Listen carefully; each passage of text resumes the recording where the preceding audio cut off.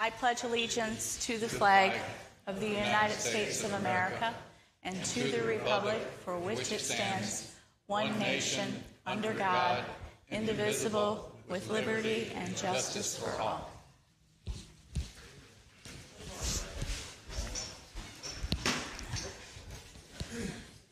Okay, Mr. Todd Reinhardt.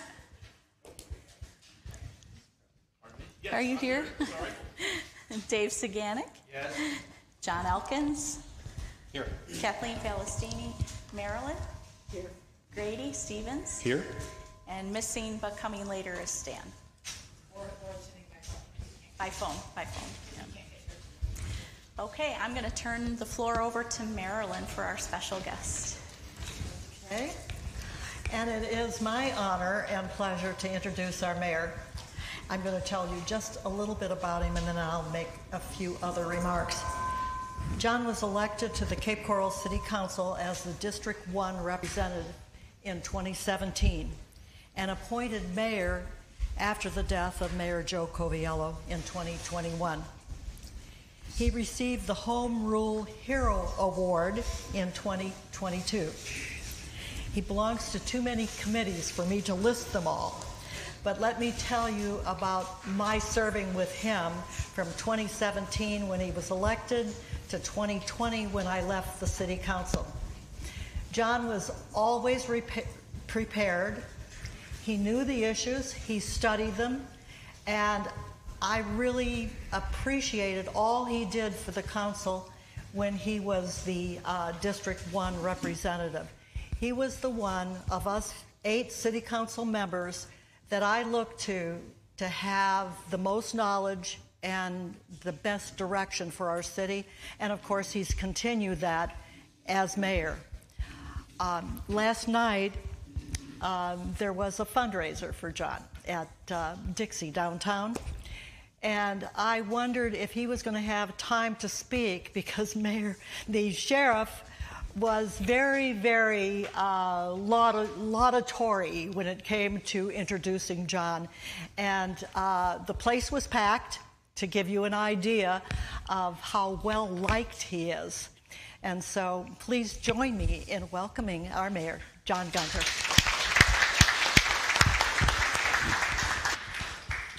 Thank you very much. And Marilyn, it was an honor to serve with you as well. Like she said, I was elected back in 2017. I've never held elected office before. But back in 2017, I thought that we, from an outsider looking in at the time, I thought we could do a better job. I wanted to make sure that we had a vision and a plan moving forward. You know, many of you probably have lived here for many years. This particular city was developed to be a retirement community or a bedroom community, I heard a lot of times.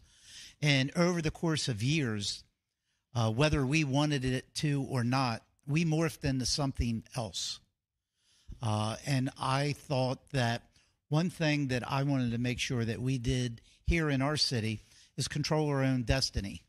And I think it's very important. I've been a business owner for 35 years myself, and I always had a strategic plan, and I knew exactly the direction I wanted to go in, and I always developed a roadmap of how I was going to get from point A to point B.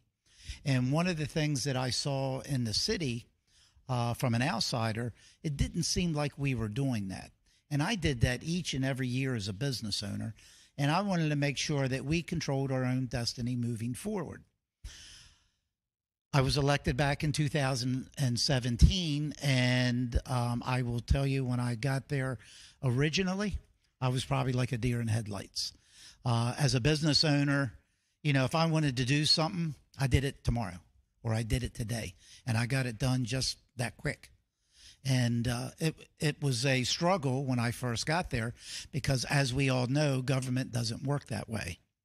The other thing that I thought was challenging, you know, even as mayor, I'm only one of 8. It's a team effort. And as Marilyn said, you serve with 7 other individuals. And I really believe the accomplishments that we have. It's not because of anything that I did specifically, but as a team, we moved whatever that particular item forward. We had those discussions. We didn't always agree, but one of the other things I wanted to make sure that we brought to the table that I thought that we may have been missing was professionalism and respectfulness, not only to one another, but between city government and the community. This isn't my city. This is our city. And I think that it's very important that any decision that we make, that we do that with community input, because we have to know exactly what you want to do. What do you think our city is going to be in 20 years? How do you want to move and in what direction? So for me, citizen input is very critical. I'll give you an example. Today, there was going to be a topic of discussion. As mayor, I approved the agenda. There was going to be an agenda item next week on the agenda for a regular meeting. That was a little surprise to council because staff did not give us the opportunity to have any discussion one-on-one with them. And so it was a surprise to see it on the agenda for me to approve. But more importantly, I knew that it didn't give the community ample time or opportunity to weigh in on that one particular topic. So as mayor, I struck that particular agenda item from our meeting next week so we could have what's called a committee of the whole meeting, which is basically a roundtable type discussion. It's in the council chambers, but it's more on specific topics and how we want to move forward with it. We give the citizens an opportunity to weigh on whatever that topic may be that we're discussing, and it gives the council members and staff the opportunity. I felt that we did not have that way that we normally do things for this one particular topic. So I took it off the agenda. We're going to put it on an agenda at a future meeting so you, the community, have an opportunity to weigh in. To me, that's very, very important. But that's just one example. Give you a little bit of what we're doing now in the city. As you mentioned, one of the things that Marilyn mentioned while serving, our strategic plan in our city, even the first couple of years that I was there, we briefly had a discussion on our strategic plan and our vision. It was usually a one-day discussion, usually only a half a day, maybe to lunch, and that was about it. We didn't really get down to the nuts and bolts. We didn't roll our sleeves up and really have good in-depth discussions. So what we are doing right now, we're about 80% done. We will probably be completed by now if it wasn't for COVID. That we are developing our new strategic plan and our vision for the city. Now, what we've done over the last 2 years is we've had community meetings. We've had discussions with the citizens to see what they want. We went back, looked at some of the previous discussions that other councils have had on the strategic plan. We brought in an independent company that was just here last week called the Urban Land Institute. Now, what they do, it's a panel of experts in many different areas, whether it's land development, whether it's codes, it could be our procedures with our planning and zoning commission. So what they do is they come in and they look at everything. They visit throughout the city. They get a very detailed packet before they get there. And they were here 2 weeks ago now, I'm sorry. They were here 2 weeks ago for a week, went through the city. They interviewed residents. They interviewed business owners. They interviewed council. They interviewed staff. They went out and did tours throughout the city. And they, last week, gave us a draft report of what they thought that our city was looking to, either the direction that we should be going in, some of the projects that maybe we should look at. One thing that really stood out for me, we're 50% built out. We're a 50-year-old city. It's taken us 50 years to get to 50%. They took a look at the growth that we've experienced, and we all know that our growth here in our city is exploding. Right now, we're the fastest growing city in Florida. We're the fourth fastest growing city in the United States. So we know that the growth is just coming exponentially right now. They said if you look at the last 3 years of growth that we've had in our city, we have the potential to be built out in 20 years. And for me, all the discussions that we've always had is for the next 40 to 50 years. So when they said 20 years, that gave a sense of urgency for me to make sure that we have a good plan, a good strategic plan, and a good vision moving forward. Now, they'll be giving us their final report here in about 6 to 8 weeks, and that will be the final component of that strategic and vision plan. So hopefully within the next 90 days or so, we will have that wrapped up. And I think that's so important. So we know the direction we want to go in. Something comes across my desk, I look at it. First thing I should ask myself, does that fall within the strategic plan and the vision? If it does, I should be taking a look at it. If it does not, probably not something that we should spend a lot of time on. So I think that's very important. As far as priorities here in our city, I have probably 5 or 6 priorities. First, I get asked a lot, what do you think the biggest challenge in the city is? And I can tell you right now, it's the growth. We have to find the balance of growth and the services that we provide for our community. We have to find the balance moving forward, understanding what that growth is. One of my priorities is public safety. We are one of the safest cities in Florida, and I want to make sure we stay there. But with growth, our police chief, which I'm sure many of you know because he lives here in Sandoval, he did a study last year, and right now we're between 45 and 50 officers short on our police department. So luckily this year we put in about almost 15 new police officers for FY22. And we are getting ready to start budget talks in about 2 weeks. And my goal is to make sure maybe for the next couple years in a row, we have 15, 15, and 15, so we can get to where he thinks we need to be. And because at the end of that 3 years, with this growth, even with that 45 officers that we may add in the next 3 years, we're probably going to be below. And how they determine that is the response times. The police chief looks at our crime statistics and our priority 1 calls. They want to make sure that we respond for priority 1 calls within 6 minutes. That's from the time that you pick the phone up and we say hello in the 911 center to the time that the police officer is knocking on your door. So that's our goal. And that goal will depend upon how many police officers we need. Years ago, they used to do it on population. They found that that wasn't accurate enough. Response times was more important. The fire department, I think we're doing pretty well there.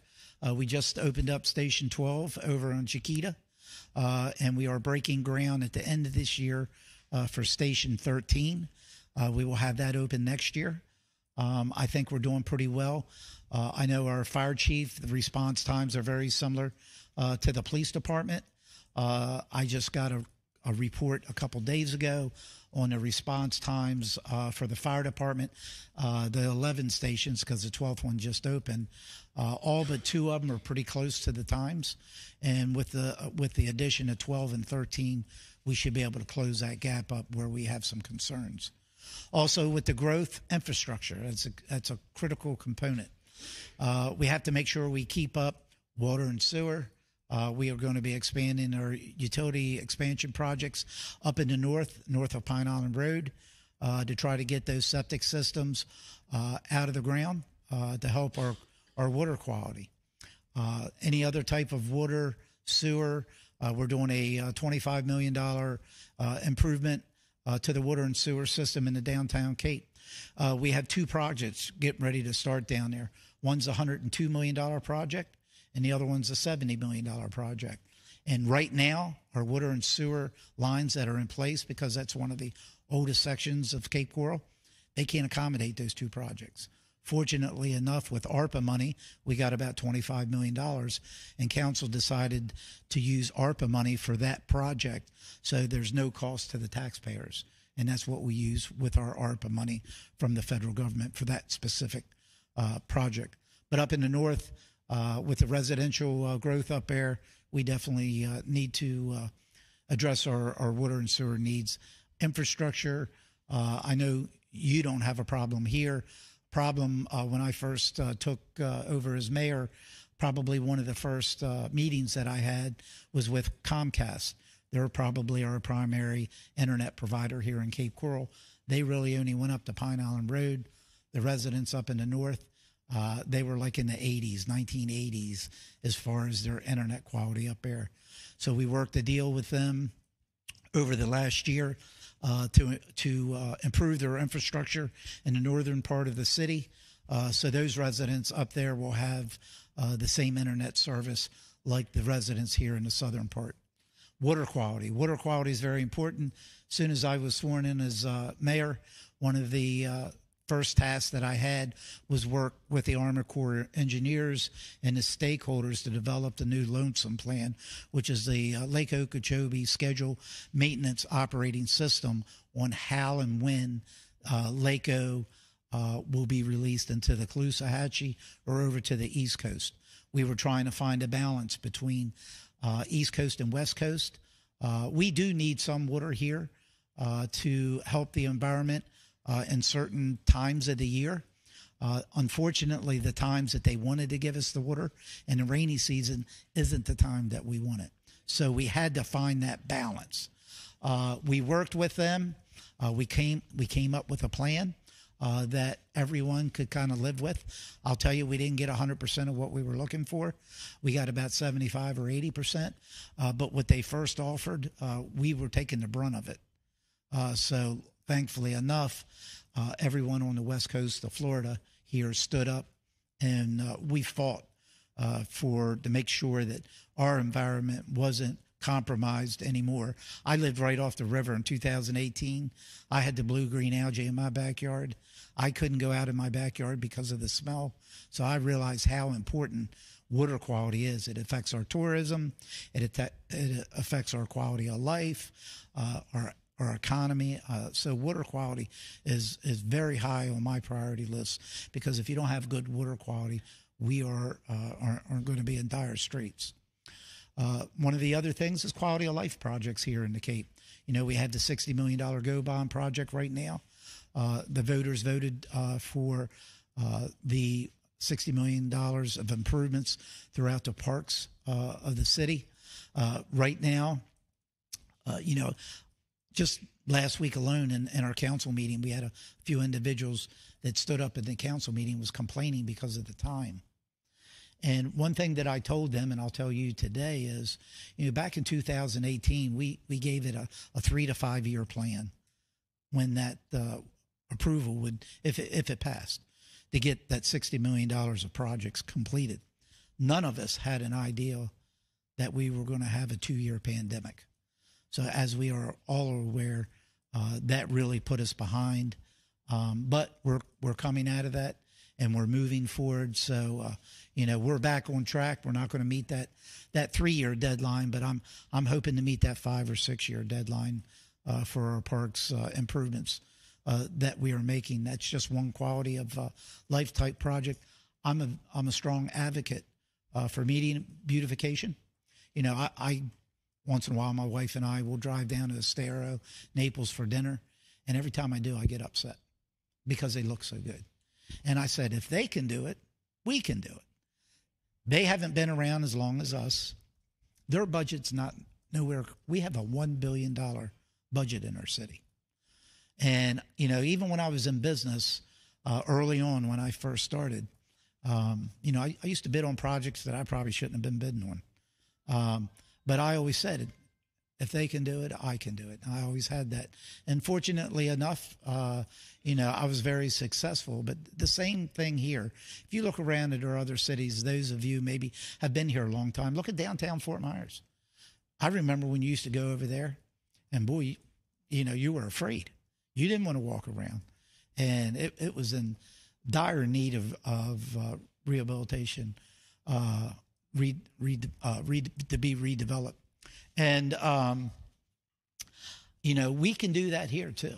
And I think we just got to make sure that we have a good plan in place and make sure some of these projects, I know some of you heard of the Seven Islands project. That's moving forward. Council in the next 60 days should have a development plan from a developer. We've already agreed on a price for the property. The city owns the property.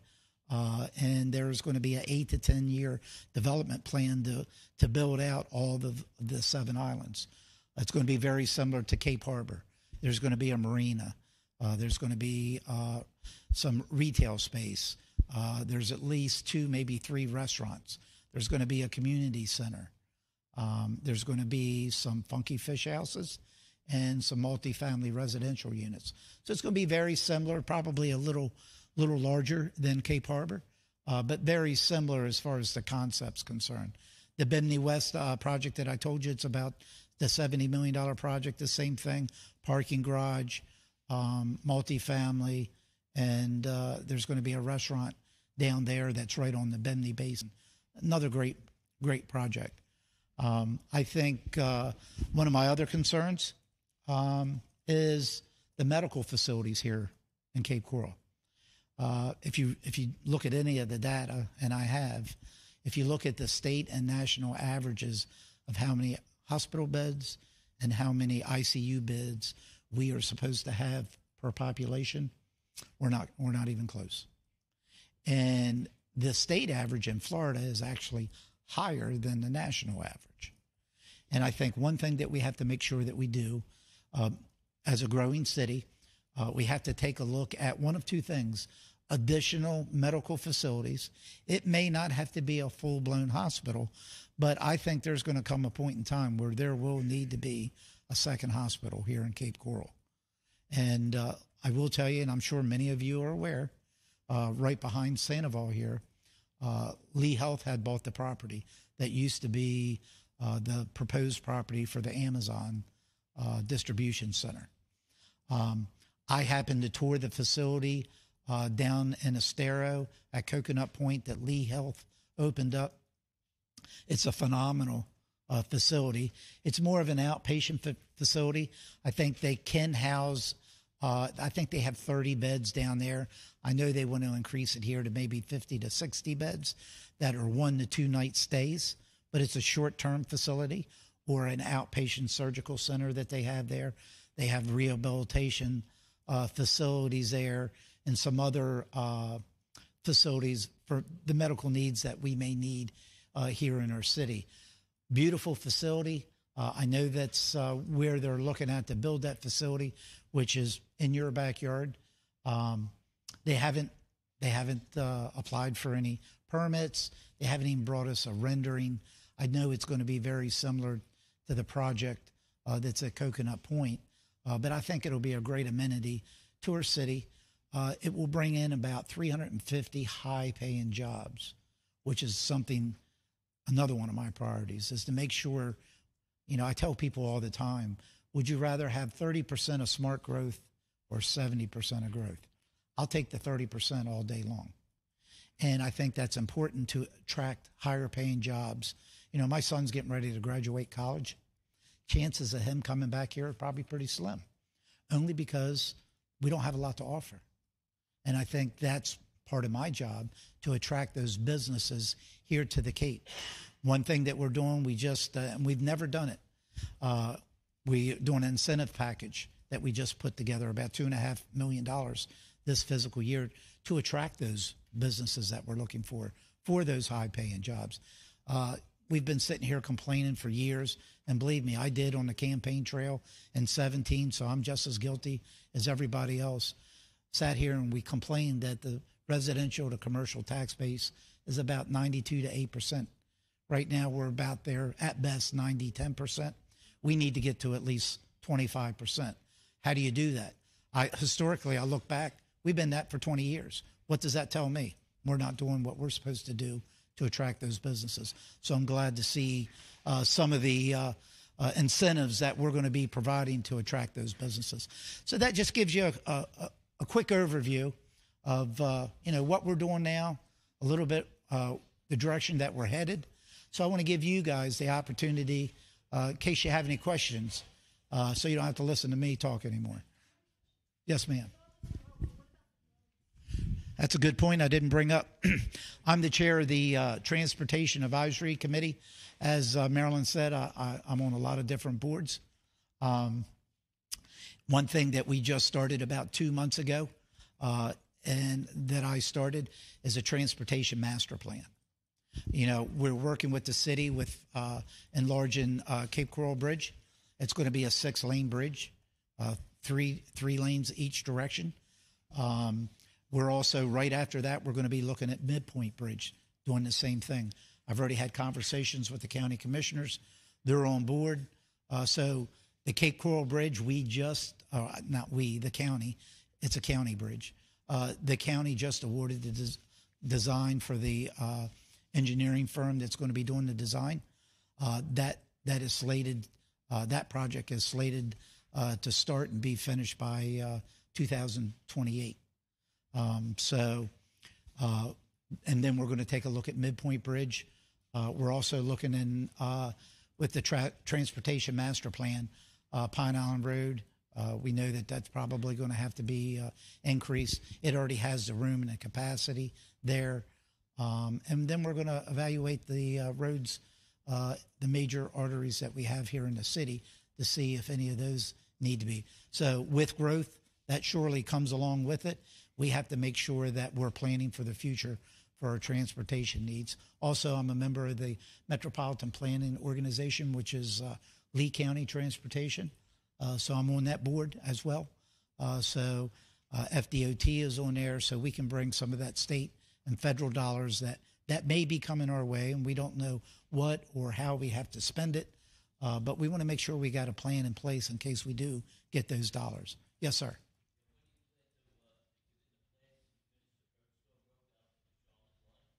Yes, we've already had that discussion. We're doing that phase out there now. That should be wrapped up here this year, the phase that they're working on now. And then we have one more phase that we're trying to push forward quicker than it was slated for. One of the things that concern that I have for our city is evacuation routes. And with that being said, Burnstore Road is going to be one of them. And what we've heard with federal dollars, that is a element that would be, you could apply for grants for evacuation routes for our roadways. So we're hoping that comes sooner rather than later. So I want to get that done. Charlotte County will have to take care of their end.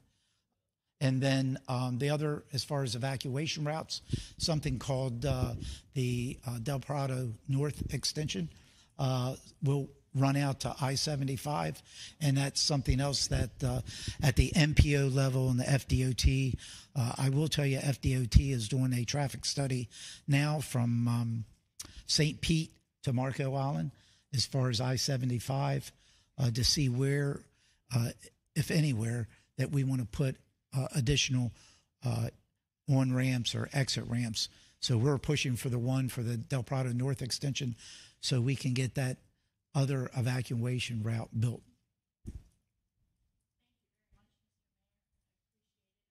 A very, very full event tonight, so okay. I appreciate your time. Thank you very much. I appreciate the time. Thank you.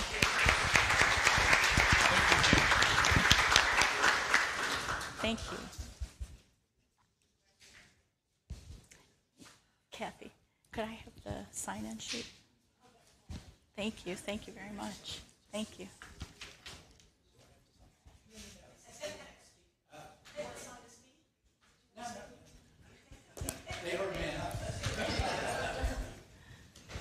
Thank you. Okay, Mr. Hiller, you're first up.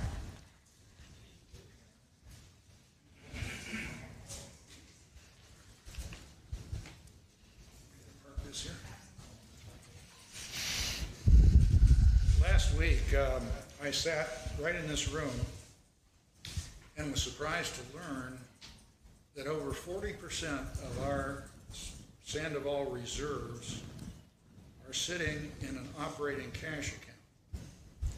Associate was here, and to their credit, they revealed that at the Finance Committee meeting that $1.19 million of our $2.9 million of reserves are commingled with our operating cash. Sandoval's auditor also determined that over $1 million of our reserves are in the wrong bucket. I know you guys know this, but just briefly for the audience, the purpose of HOA reserves is to gradually accumulate sufficient funds to resurface our 20-plus miles of roads, private roads, and replace worn-out assets without having to impose special assessments on us. Reserves are not supposed to be used for operating cash. Reserves are funded by $3,000 reserve assessments paid by home buyers. When you bought your homes, depending on when you bought your homes, you either paid $1,250 as a reserve assessment or $3,000 as a reserve assessment, which is the current amount. Sandoval averages about 120 to 130 home sales annually. To be clear here, we're not talking about chump change. The $1.19 million of reserves that are commingled with our operating cash represent over 3 years' worth of reserve assessment payments by home buyers. Thank you. It's time, but are you almost done? Sorry. 3 minutes. I apologize. 3 minutes. And over 40% of our total reserves. That's not chopped liver. That's important. So why should we care about where the money is sitting? We should care because this huge wad of readily available cash could be used, conceivably, for purposes other than the resurfacing of our roads and the replacement of worn-out assets. When operating cash gets scarce, there's a temptation to grab whatever cash is readily available. We witnessed that temptation last month when the question was, where in the name of God are we going to come up with $155,000 to pay Morgan & Morgan's legal fee? Mr. Hiller, I'm so sorry, but the 3 minutes is up. I'm so sorry. All right. Thank you. I'm sorry. I'm sorry. If there's time at the end, I'll let you finish. If there's time at the end, I'll let you finish, but we need to move on. Mr. Ott, are you going to speak? I'll be quick and then he can have the rest of my time. My question is, you're looking at Fifth Third Bank for the reserves. What other financial institutions did you look at, and why was Fifth Third the one that you want to approve tonight? Is it because they were giving us the biggest bang for our buck, or just what was the reason? And that's it. Some of that will be addressed. Thank you. Okay. Mr. Hiller's question will be answered directly in the Treasurer's report. Approval of the board minutes for April 28th meeting. Do you want to make a motion? I move we approve the minutes. All in favor? Aye. Aye. Aye. Thank you. And the special board meeting minutes, May 9th. Move to approve. Second. All in favor? Aye. Aye. Thank you. Board president report. The only thing I have to mention is the sales center. So we're still waiting to hear back on that decision, and their deadline is next Friday. And I have nothing more to add to it other than they did do one step and showed the cash available for an all cash. So there's not much more that I can tell you about that today. And I'm going to reserve any comments at the end because of the full agenda. And I'm going to move on to the treasurer's report. That's me. That's you. Mr. Sagan. Are you on? Okay, I'm going to be reporting on these topics, our Finance Committee meeting, which was referenced, the financials, and a reserve study. So the Finance Committee met on Wednesday, as Mr. Hiller said, from 5 to 7 in this room, the Pelican Room. All members were present. Kathy Williams from Associa also attended. She prepares our financials. The committee was pleased that several residents were able to attend and ask questions. The Wednesday time slot was chosen for two primary reasons: to allow sufficient time for discussion and provide ample space for residents to attend. At that meeting, we used every bit of the 2 hours allotted. We were able to accomplish several goals I had listed in my previous report, namely the ability to consolidate various bank accounts into few accounts, specifically on the reserve side, what accounting entries would be needed to clear up the due to from references, and researching ways to provide insurance on monies exceeding the FDIC limit while staying within our existing 6.10 bylaws. The committee reviewed balance sheets, year-end audits from 2018 to 2021, including, at that time, the March 22 financials. The determination was that reserve funds that are sitting in the operating bank account need to be moved to a separate reserve account. And this was confirmed by Kathy Williams and also in the audit. Several existing reserve accounts on the balance sheet would also transfer into the separate reserve account, and any interest on any of these reserve monies would also need to be deposited into the separate reserve account. The committee realized reserve funds also needed United States or federal government backing. I asked Fifth Third Institutional Division to come and make a presentation. And to answer the gentleman's question, I'm a byproduct of this institutional space, and I've worked in every bank but Fifth Third. So I wanted to make sure that we had a capable Florida bank and something that I didn't have a conflict with. And in some part, the treasurer does select accounts, okay? So they're an institutional space. There's no commissions. We pay them a fee. It's advisory. It's a trust account. So holdings in this account consist of a diversified mix of U.S. Treasuries with 1 to 3 year maturities. We do have the ability to change that over time, but right now that's the sweet spot. The account would include a sweep Treasury money market, and then we would allow to make deposits and withdrawals with flexibility. We will also own all the U.S. Treasuries. That's the uniqueness of this account. We own the assets, but they're held in trust. We get a monthly statement. We can see every single one of these treasuries. And the U.S. Treasuries have the full faith and credit backing in the United States. This account will be the single reserve account that will collect all the reserve monies. You will be able to see that on the financials. We also reviewed, and I mention this only because you'll see the motion I'm going to make later on about this. We reviewed a umbrella reserve item, small.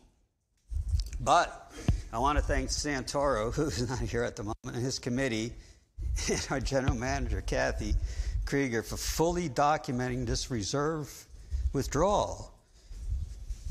She followed, the project proposal policy, and that policy works like clockwork. It allowed the distribution cataloged as a reserve item without question. As far as the financials are concerned, we always seem to be behind the curve on that, and we're meeting on a Wednesday where financials, we seem to be a month behind, and it was just, a couple hours ago, I think?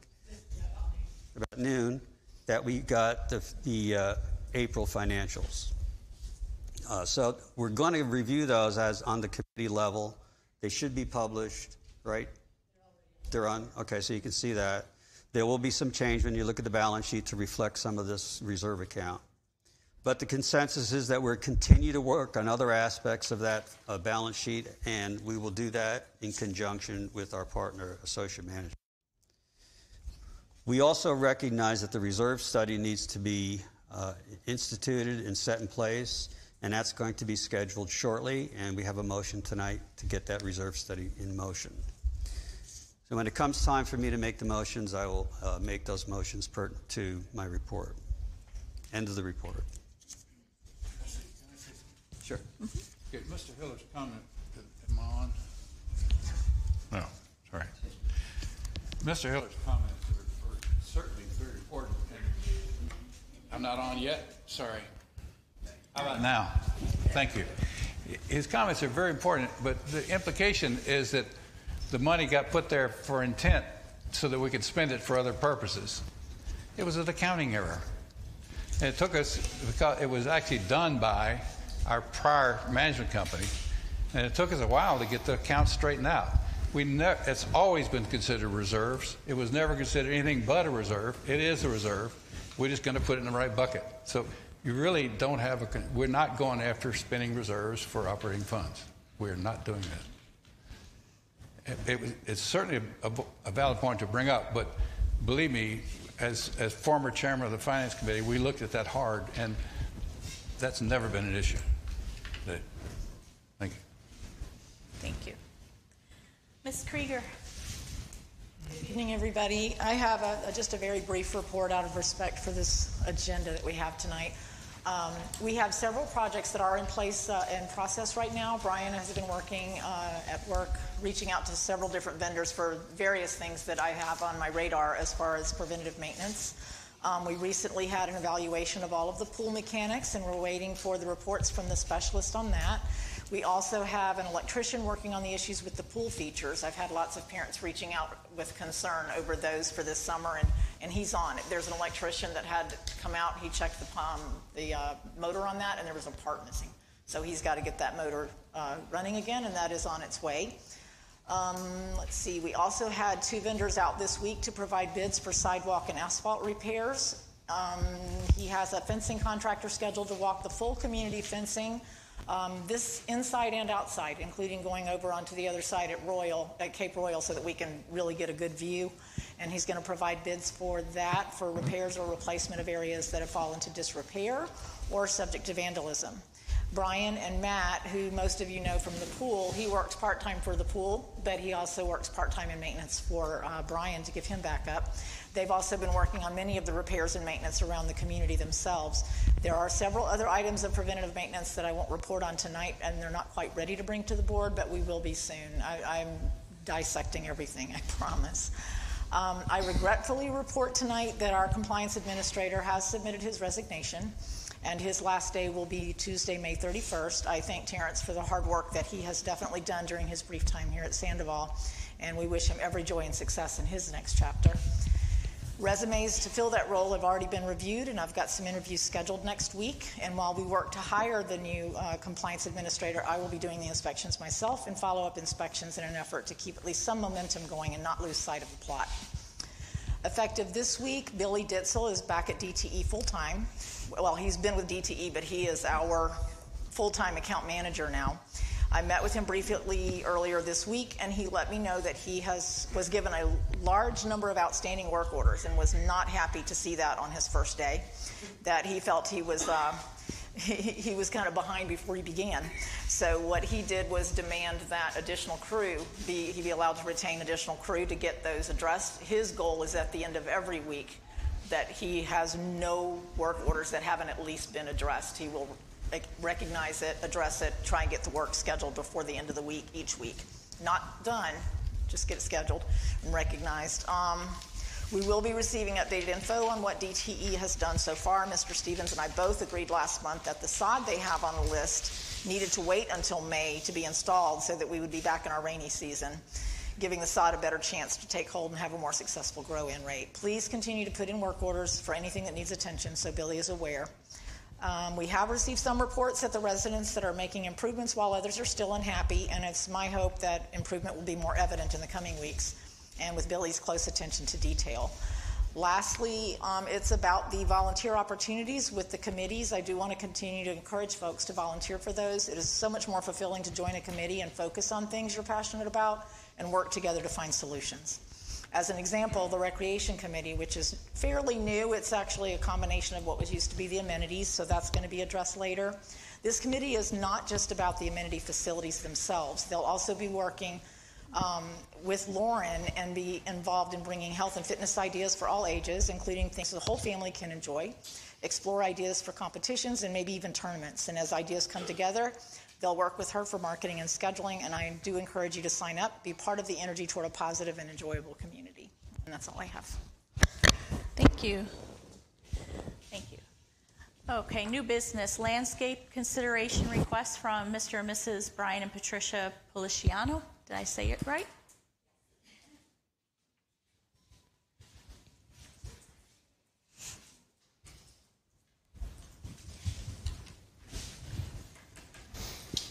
Good evening. My name is Brian Pulisciano. This is my wife, Patricia. We live on 2660 Sunvale Court. And the reason we're here to talk about the common piece of property that connects Sunvale Court to Fairmont. And I understand that Catherine had sent you the email stream of our concerns that's been going on for quite a while with some pictures. I hope the pictures came through.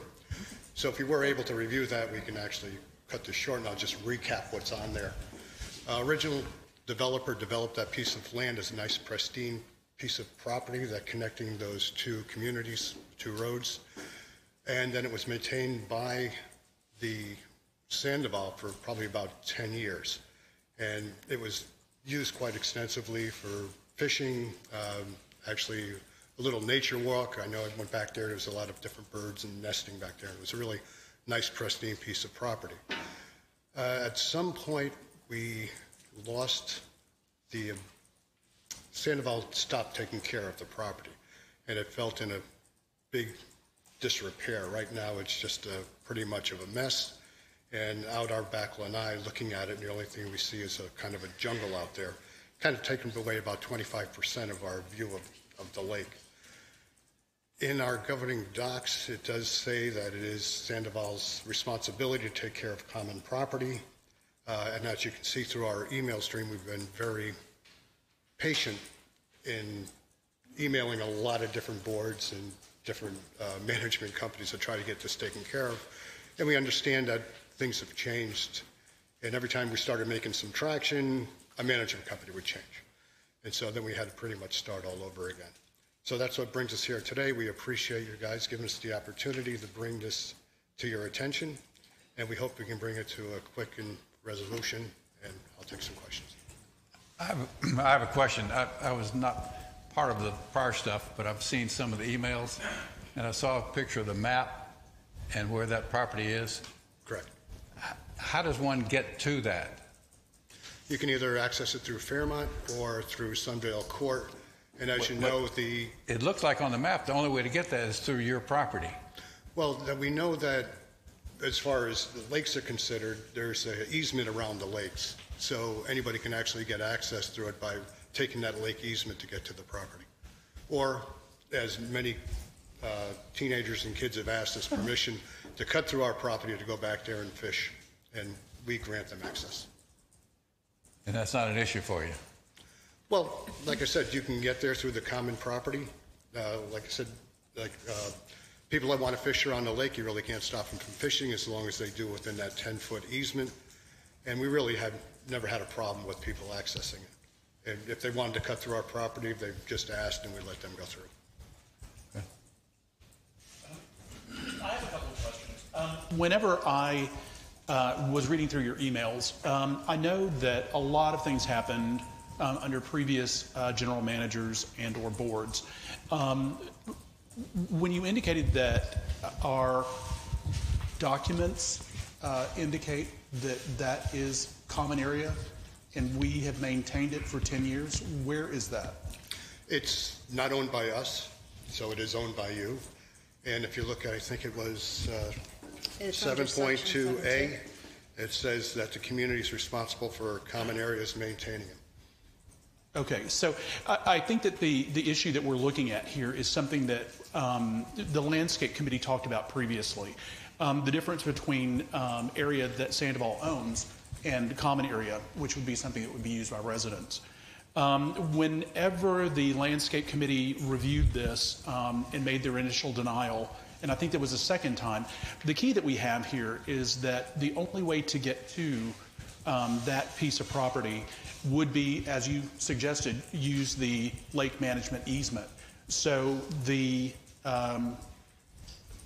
vendor, Crawford, would have to drive down the side of the lake on the lake management easement to get back there. Well, that's not correct. If you look at 11.4, it grants you, there is no such thing as any property being landlocked, seeing that You own that. 11.4 gives you access to that property to do maintenance or any kind of repairs to that property. And also, if you go to the Florida State documents, section 704-01, it also states that there is no property that can be landlocked. You have to grant easement to get to that property. Right. And for the purpose of maintaining that, you're indicating that we had maintained it previously? Well, if you look at those pictures, I wasn't going back there taking care of it. Well, no, because, well, and you shouldn't. It's not your property. The key here is that we need to figure out, is that genuinely community property that is for the benefit of all residents, or is that a piece of property that was actually left undeveloped by Sandoval as a buffer between us and the vacant property that they tried to develop in the past? But if you look at those pictures, and it kind of outlines dates year by year how that property was taken care of. If you look at the original developers, how they had actually planted trees back there and developed it as a accessible piece of property. And like I said, for about 10 years in past practice, you guys had taken, or the community had taken care of it, and for some reason it had fallen through the cracks. It might have been when you changed landscape committees or landscape vendors. Yeah, I'm just speculating that maybe it fell through the cracks there and you stopped taking care of it.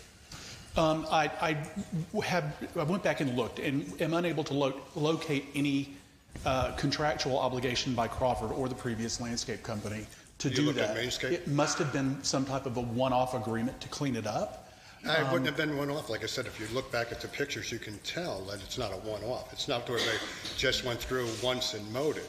You can tell it was pristine and taken care of. Excuse me one second. Did you all get this? Because outlined in those pictures, it had year by year and what the property looked like and how it was properly maintained. Okay. You didn't. You did not? It came in an email. It came in an email. Ms. Krieger, in your communication with Crawford, they were indicating that that was not something that they were contracted to do. Is that right? That's correct. The only thing they said is there was one occasion last year where Casey paid them extra to clean it up, but that they've not been contracted to do that on a constant basis at all. That was what they said to me. And that's our issue too, that they're not going back there and taking care of it. And it's slowly gotten worse. Right. So that's what I was saying. It's somewhere it slipped through the cracks or where it wasn't contractual to take care of it, but it doesn't alleviate the HOA from their responsibility to take care of their property. Well, and that's the key. We're trying to verify if the property should be maintained by the HOA. It's clear the HOA is responsible for the property. The issue is that by definition of a common area, that would be something that is of and for the benefit of all residents, like Calypso Park would be. I think that that's where the issue arises, is that genuinely is not a common area. When would that have changed? That I don't know. What I can tell you is that we have several locations around the community. I think Sean Wilson had brought this up, that border vacant areas that are left undeveloped and uncared for by the HOA. One is on the northwest side of Anguilla. That's just a general area that is not maintained. Back down by your house, down further south of you, at the end of Fairmont, there's a much larger area, two of them, two little parcels, in fact, that have the same issue that you have. It's owned by the HOA, but that's not considered common area for the development or use of residents. But the only difference there is it was never developed in the first place. That was left as rural land. This was developed by the original, by Bonita Bay, to be an access and to be a usable piece of property. And it was maintained for the 10 years. The property that you're talking about was never maintained, and it's kind of a swampy area. This is a usable piece of property. And it's an eyesore. I mean, I don't know how you guys would feel about having a quarter of your lake obstructed. Well, I asked, the board or the residents here, if your lake property was obstructed and you paid for that view and now you don't have it, how would you feel? Well, I'm not able to locate anything that shows where that property was ever maintained at the responsibility of the HOA. Well, then who do you think maintained it for 10 years? It had to have been a one-off. How do you do a one-off for 10 years straight? Well, see, we don't have any contract or any record. Yeah, but I'm showing you have a visual picture of this going on. You can't ignore the pictures of over 10 years of the property being maintained. Like I said, the residents didn't go back there and maintain it, so I think at the time, I know that Mainscape was taking care of it, and I'm not sure what happened after Mainscape, but that's what I'm saying. This was taken care of. We have past practice there where you did take care of it, and I'm not saying somebody went back there and purposely is not taking care of it. I'm sure it just fell through the cracks. And so that's why we're bringing it back to your attention and saying this is something you guys have done in the past. Right. It was developed as a piece of usable property, and now it's not being taken care of, which I'm sure you guys didn't realize it, but I'm bringing it to your attention to say, it says in our governing docs, this is something that you're responsible for, that you have done in the past. It was developed as a usable piece of property, and we should start maintaining it again. I have some questions that I think I'd like to get answers for before I would vote to approve, and that is, one, what would be the cost of maintaining it? We need that number. Well, Crawford was out there. Well, no, we need to know the cost. We have to actually get a bid. Crawford was out there last week doing an assessment, and did they give you a number? They told me that they were asked to go out there and do an assessment of what it would cost to take care of the property. Well, I want to see that. I want to see what that is. Yeah, but I didn't do it. So they were just, they walked through my property and we talked to them, and they said that's why they were there. The second question, an even more important question is, since you maintain it's common and therefore available to all Sandoval, how would we want to use it? Not just for your benefit, but for the benefit of everybody else, if we're going to be maintaining it. So I'd like to know some more answers to there. And so I suggest we table this until we get the bid from Crawford or the price quote from Crawford.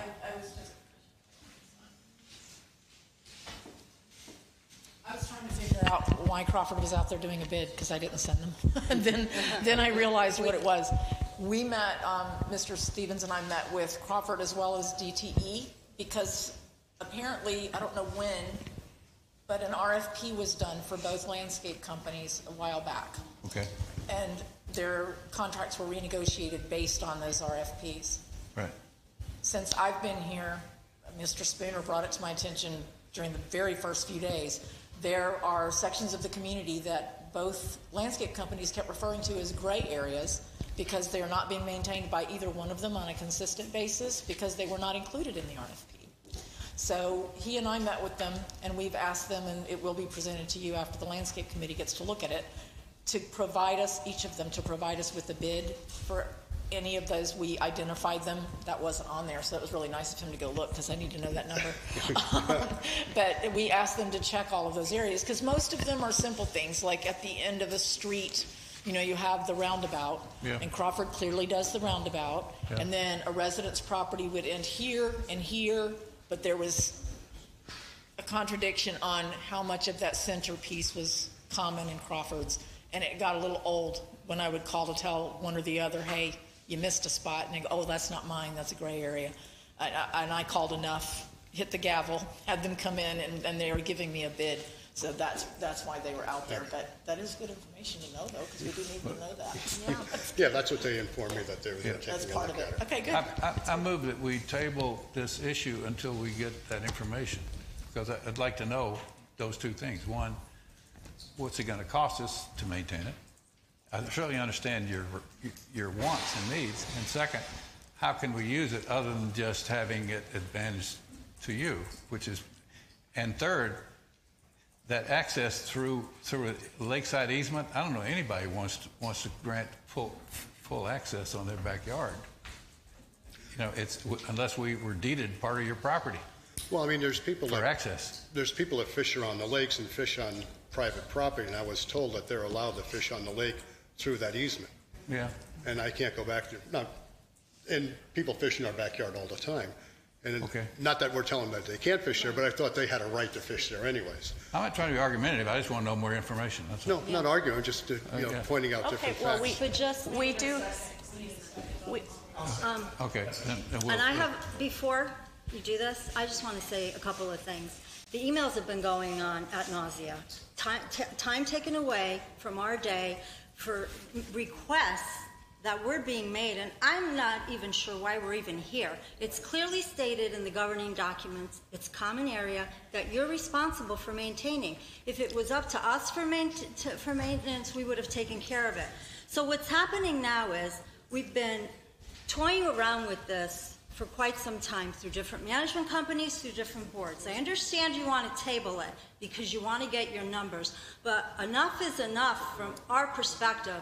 We're not getting a full view of our property and it looks like garbage. That's the first thing. The other thing I want to point out is that the initial emails, first we got told it wasn't in the budget, then we got told there's no way to access, then we got told it's a liability issue. We granted access and we said we want to know what equipment is going on there to clean it up and that we would grant access. So I don't know why we're toying with this again and again and again. I've emailed the boards, I've emailed Kathy, I've emailed prior management companies. So we ask that you do the right thing, and if it was our property that wasn't being maintained according to the governing documents, we would be fined. So If we're forced to vote right now, if we're forced to vote right now, my vote is no. If we table and get this information, I might vote yes. What would you prefer? I'm okay with your due diligence. That's not what I said. I'm not saying for you to vote now or then. What I'm saying to you is we've been extremely patient and enough is enough. Do your due diligence and please take care of it and do what's right. The only thing that you're hearing is a little bit of frustration. It's been going on. Beyond frustration. I appreciate it. So we have a motion. Did we have a second? Excuse me. He seconded. There's no discussion on this. So, yeah. Was there a second? Yes. Grady seconded. Any further discussion with the board? You don't discuss table motions. You made a motion. That's fine. I made a motion to table. And all in favor? Aye. Aye. Thank you. So what's the next step? You'll get back to us, or? Yes. Yes. Yeah, and it's not something that we won't be changing GMs or management companies or landscapers between now and the response. Well, things are headed in the right direction. We really appreciate your due diligence. Okay, thank you. Thank you. Appreciate it. Okay. Moving on to the villas, HOA board request. Yeah. Steal my water tank. Tell us your name and your... Good evening. My name is Gail Taub. I live in the Villas on Pamplico Court. And myself and a neighbor, Lynn Cheney, we are the architectural committee for the Villas. Oh. In case you don't know, the Villas is a 70-door subdivision within Sandoval with its own board of directors, its own management company, its own art committee, very much like the Somerville Loop condos. We, or I, am here this evening because we no longer, for some reason, have the ability to approve our own architectural applications.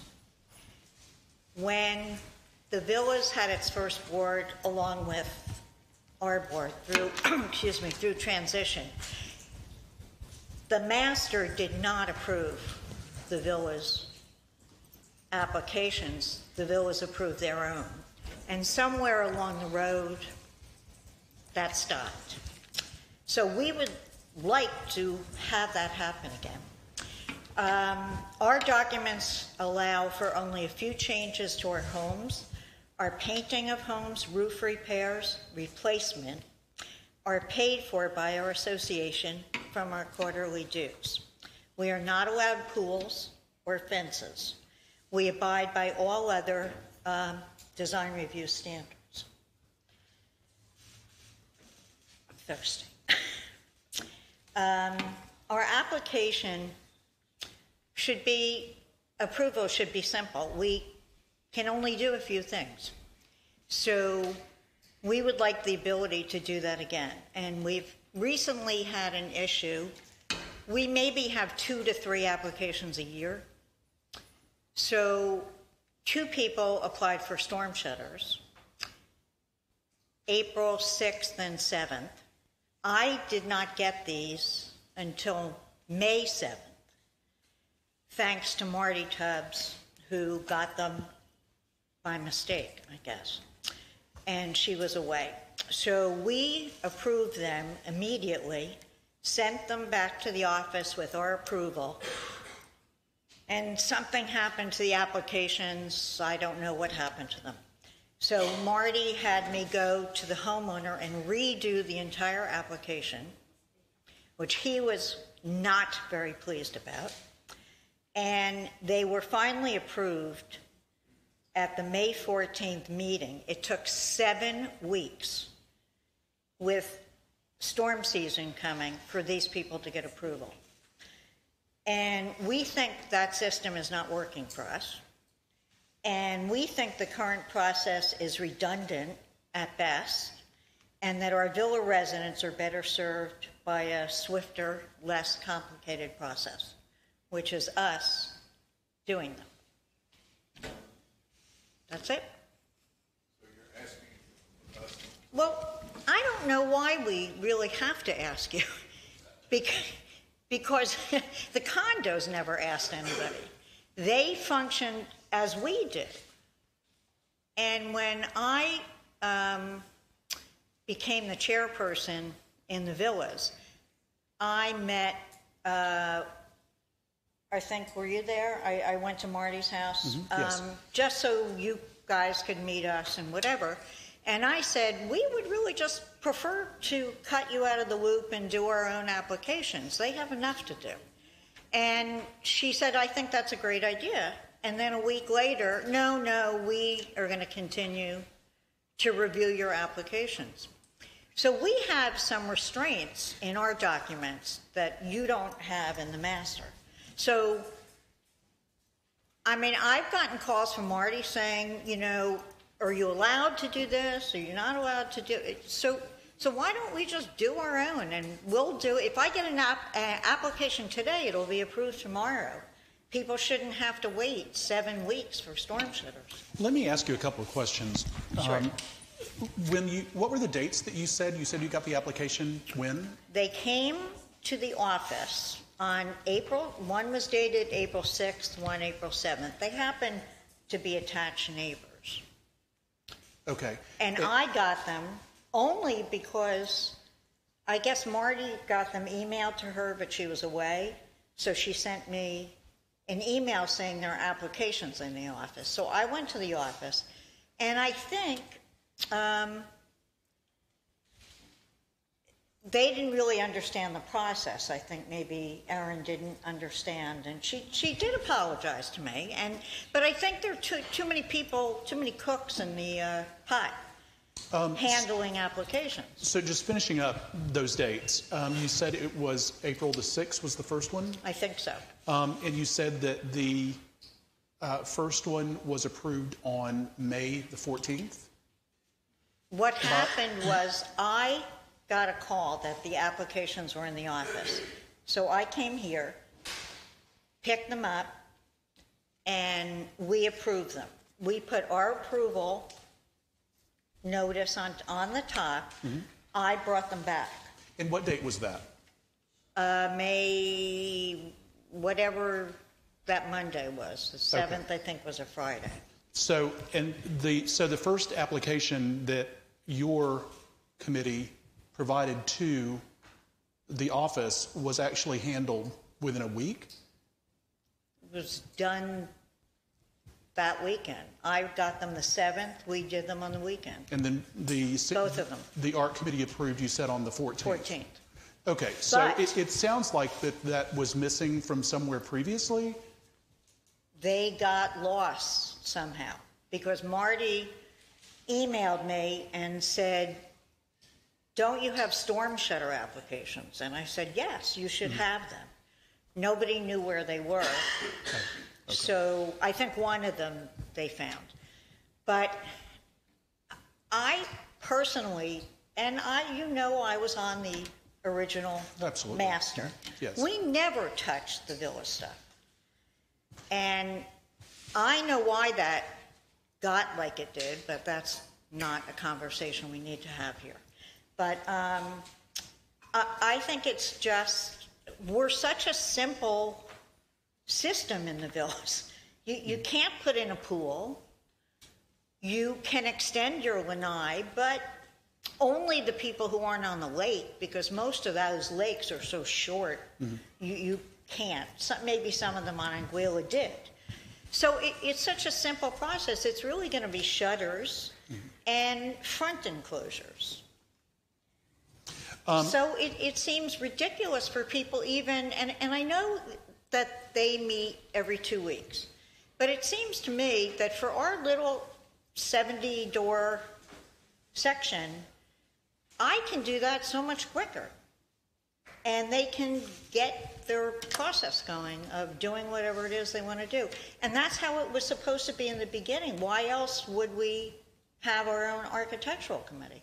Doesn't make sense. Why should we do it and then you do it, and then it goes back and forth and takes time? It makes no sense. And Jerry doesn't do that. I don't want to get him in trouble, but I mean... Well, one of the things that I would point out is the difference between Somerville and your group is Somerville's not allowed to do anything on the outside. So there wouldn't be any Well, they need do storm shutters. to That's submit. on the outside. Well, but the storm shutters themselves are not what we're questioning here. What we're questioning here is that there was the statement that it took 7 weeks to get approval. So, and from what you... Excuse me, I am not suggesting that was the architectural committee. No. Well, you did say that. That it was, you said that you got it over to back to the office on the 7th and it was approved on the 14th. And that was my main concern, was that the art committee wasn't delaying, because I know they meet every 2 weeks. No. Kathy, one thing I might recommend is, if not too much difficulty, set up a login sheet so that when an application comes in, whoever drops it off, you can say, here it is, and maybe get them to initial it or whatever. Should be date and time stamped, actually. Yeah, and then those things can be pulled. I know that they've got some paper why documents. are we have our own management company, so if I have a problem with a property, like my property, I don't go to Kathy because she's not our manager. But we pay two ends of this. Right. I mean, we pay $700 and something a month to the Villas Association, plus our master. So I see no reason why we can't function the way we were meant to function. Our board does not answer to you. Our management company does not answer to you. Why does the architectural committee have to? Well, and I think that is the question before the board. The issue's not with the timeline or the getting them approved. The question is, does the master utilize the villas as a subordinate HOA? I know that, pardon? Yeah. Yeah. Lordy, you abolitionist. free. So at this point, do we have a motion? I'm just going to get to that, because I think I might like for us to talk about it before the motion, but here's my point. That what we have to decide through the motion is whether we want to continue the way that it is. And the only thing that the ARC committee does with the villas items is just verify that nothing is being changed outside the property, just like we would do with anyone else. The approvals, we hardly ever find anything that's wrong. It may be that it wasn't initialed by the number of people that were before you, but typically they're very standard. They come across and they get approved easily. Personally, I think that it should remain that it is, because I think that in this instance we've just seen the one issue of timing, but that is what the rest of you need to think about. Do you want to continue the way that it is now with them being a subordinate association, or make that change and let them do it themselves? And I kind of feel I have heartburn making a motion because I am the liaison to the ARC committee. I've actively participated and gone through all of this at the same time with Gail. So. You want me to do it? Yeah, do you guys want to talk about this further before the motion is made? That's what the motion is for. Okay. We make a motion. If it's not seconded, it's dead. Yeah. If it's seconded, then we discuss before we vote. I move that we have the villas do their own ARC function. I second. Okay. Any discussion, any further questions before we go to vote? None of this would involve any reserve funds, roads we still Not control. unless you want to start to pay me. No. All of that stuff, right? Well, I don't know. Can we get some money moved over to operations again, and then we won't have to worry about that? You make it. Financial impact that will have to the masters, you'll no longer get the $25 application fee. Okay. Yeah.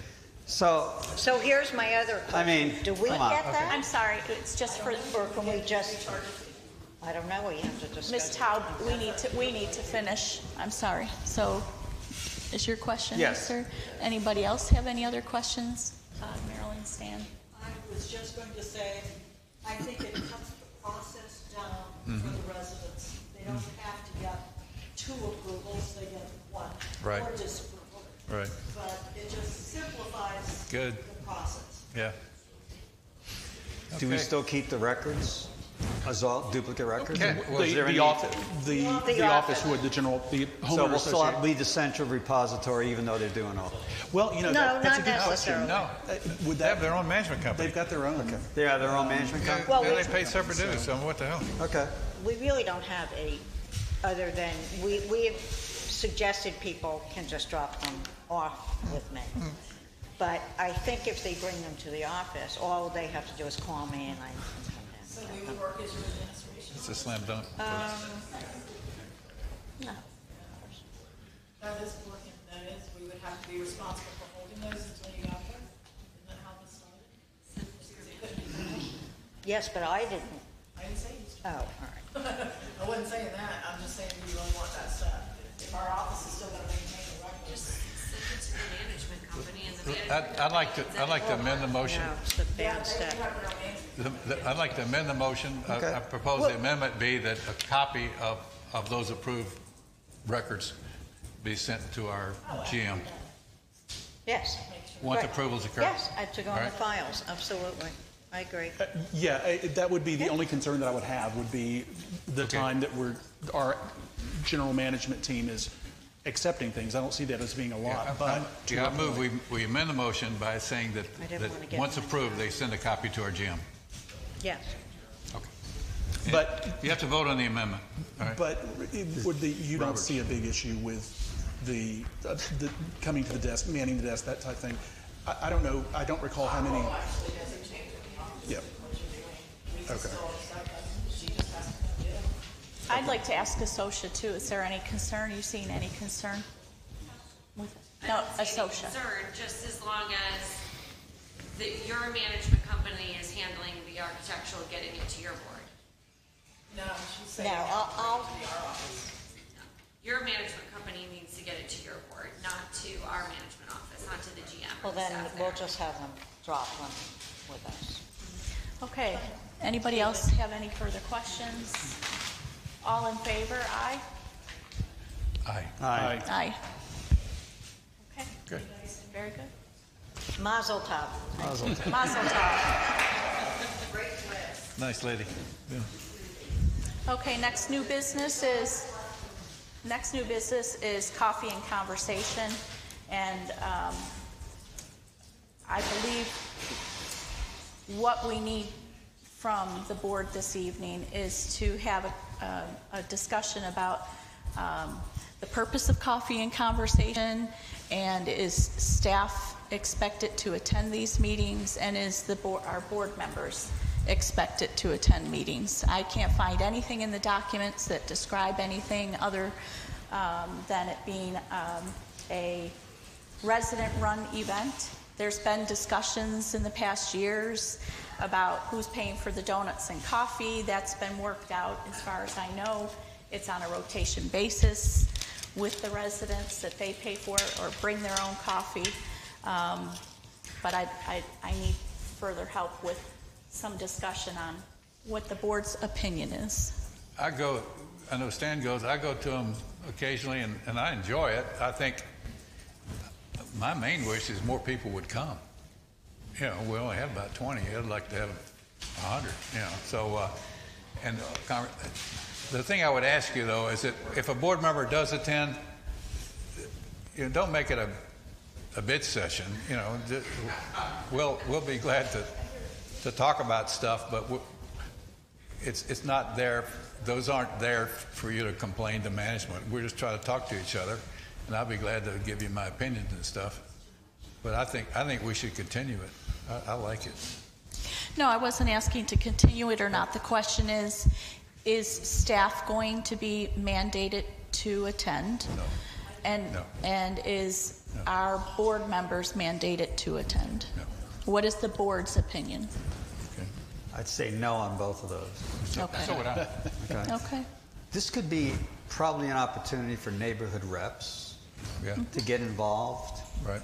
with the residents to try to understand concerns that the neighborhood reps can collate a little bit and then Yes. bring that back to committees. Yeah. And this could be kind of the spawning for someone to come up here and sit in one of these seats. And, Yes. you know, as you progress from a resident to a neighborhood rep, concern, you get on a committee, you see how things are run, you say, hey, I want to join the board. So that would be a nice progression, I think. So encouragement of neighborhood reps to maybe rotate or something of that nature. I don't know who handles that, but the staff and things, we're busy doing other things, and let the residents kind of bring out their concerns that way. That's my opinion. Thank you. Any other questions or concerns? Well, it just to give recognition to what the concerns are. It's that this is one of those instances where it was a voluntary thing that Gary Dobos did, and he did it exceptionally well. Not that Lauren does not, but this was something that Gary did, and he did it very well. He had a lot of help and assistance with doing it. But you're absolutely right. There's not anything indicating that has to be the case. I would hate to see there be an obligation for any board member to have to go to something like that. Will we? Yes, absolutely. From time to time, we'll go. I'll go tomorrow. But because we're residents as well. As far as obligating our GM to do it, I think that's a terrible idea, because I know that she's busy just the number of times I have to meet with her on things. As far as Lauren is concerned, that may be something that the GM at a later date may determine that Lauren is now to the point where she has the ability to do that, and she may want to voluntarily step into that role. But I think that I agree that in that particular instance, I think that the board should not be dictating to the general management team what they should be doing. It's a good fit for their personnel. So having said that, I love the idea of including the neighborhood reps, and I hope that we get that going soon. We have a meeting set. Excellent. So, and that would be the case. And for all of you that I've seen at the meetings, just know that when when directors go to that, they're really going because they're residents and they genuinely want to respond to your questions. And I think that you've seen that at the last one, because we do care. We genuinely do. That's all I wanted to say. Okay, thank you. Okay. Good. Okay, thank you. We'll move on.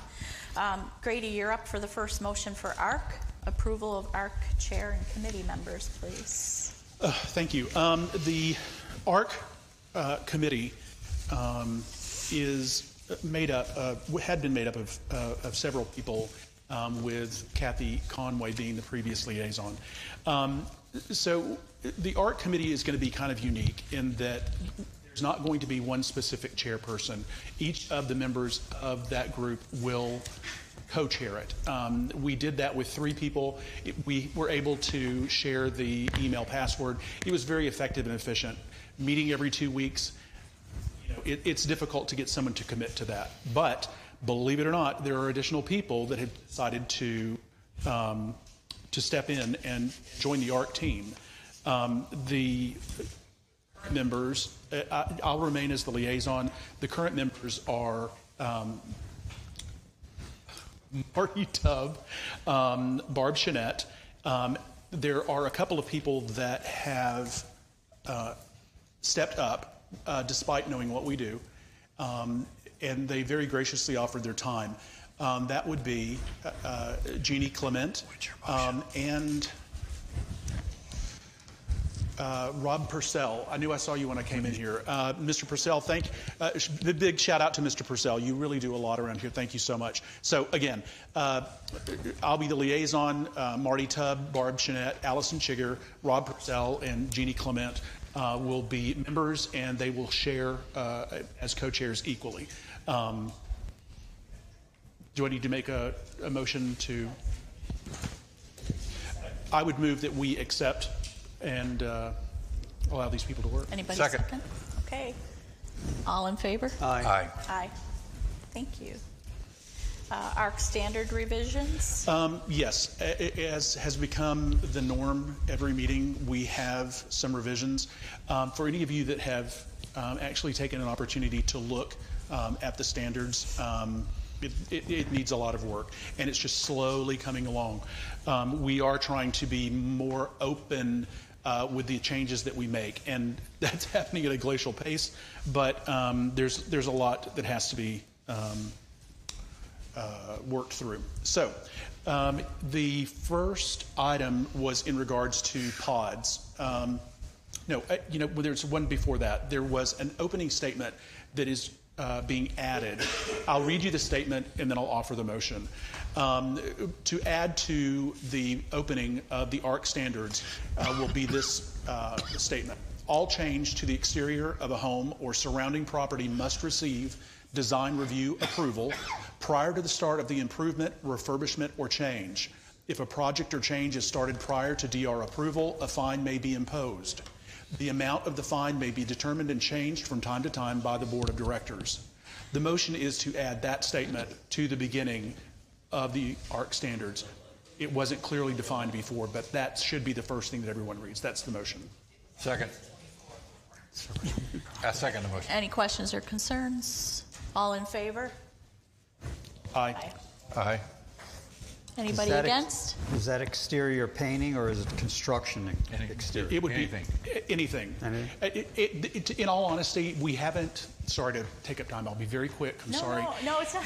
But in the past, we haven't covered violations. So now we've got just a mountain of them. In the past, we haven't really had design review approval because people had been sidestepping the process. They'd just been doing whatever they want. In all fairness, a lot of these people didn't know these things. They didn't realize that they had a standard to abide by. But the key is that we can't let them, new owners or anyone else, come along and just paint their house whatever color they want or make any change. So this is getting to the point that there are decorations being put out there. There are a number of things, whether you like them or not. One of the things we operate by on that committee is just because you like it doesn't make it right, and just because you don't like it doesn't make it wrong.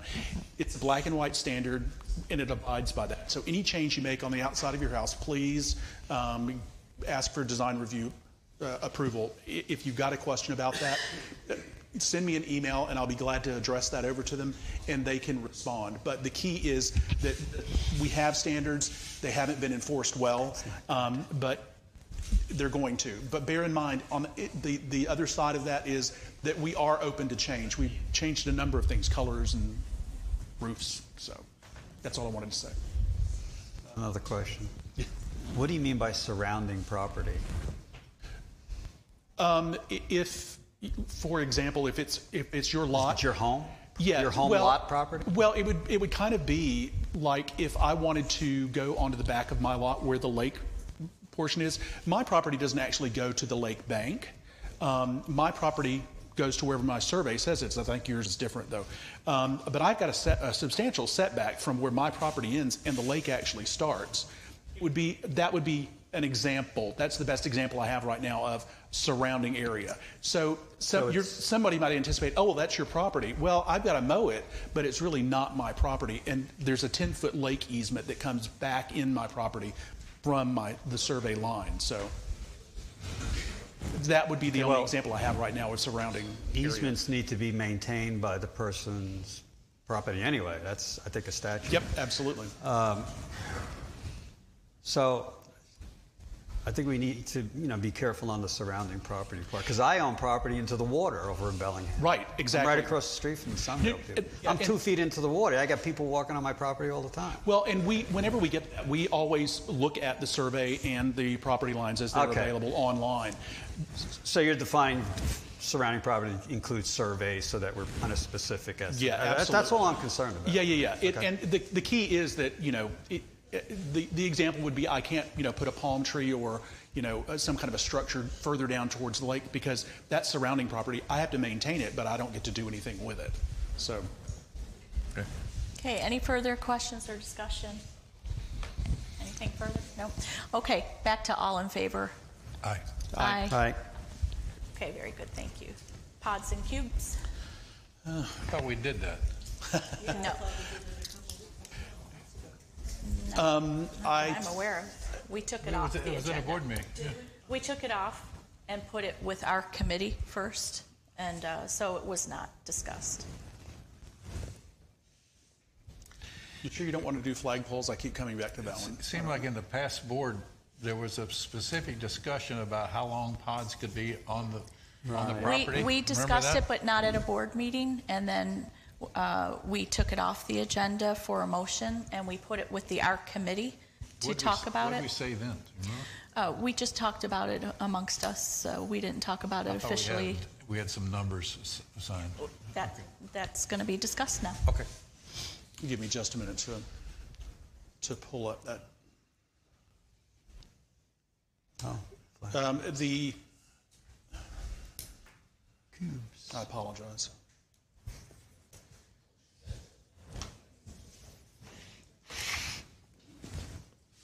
It's a little too hard.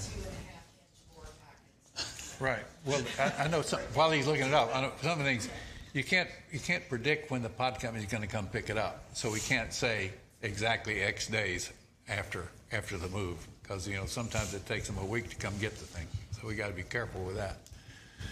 And pods are an excellent way to move, so we need to accommodate it. Yeah, absolutely. Intelligently. Yeah. We approached it from just that perspective. How would we feel if we were moving? Yeah. But we also take input from the complaints that are received. Yeah. Everybody's got to push the limit. So the recommendation, I'll read it and then I'll make the motion.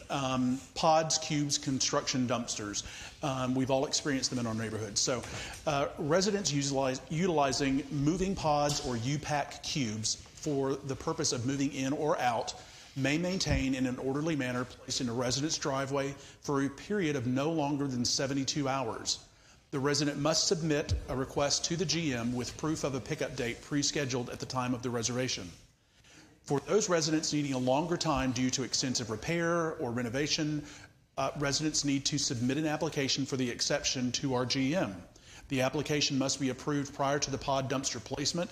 A violation fine will be applied for each day the pod or dumpster is in place beyond the 72 hours without other approval. The amount of the fine may be determined and charged from time to time by the board of directors.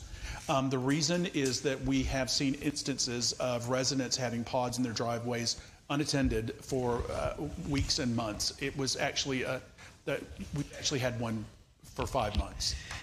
I understand that, but I haven't done pods. My brother-in-law did, but the pod companies actually follow their contract? Will they actually come in on that day they contracted for?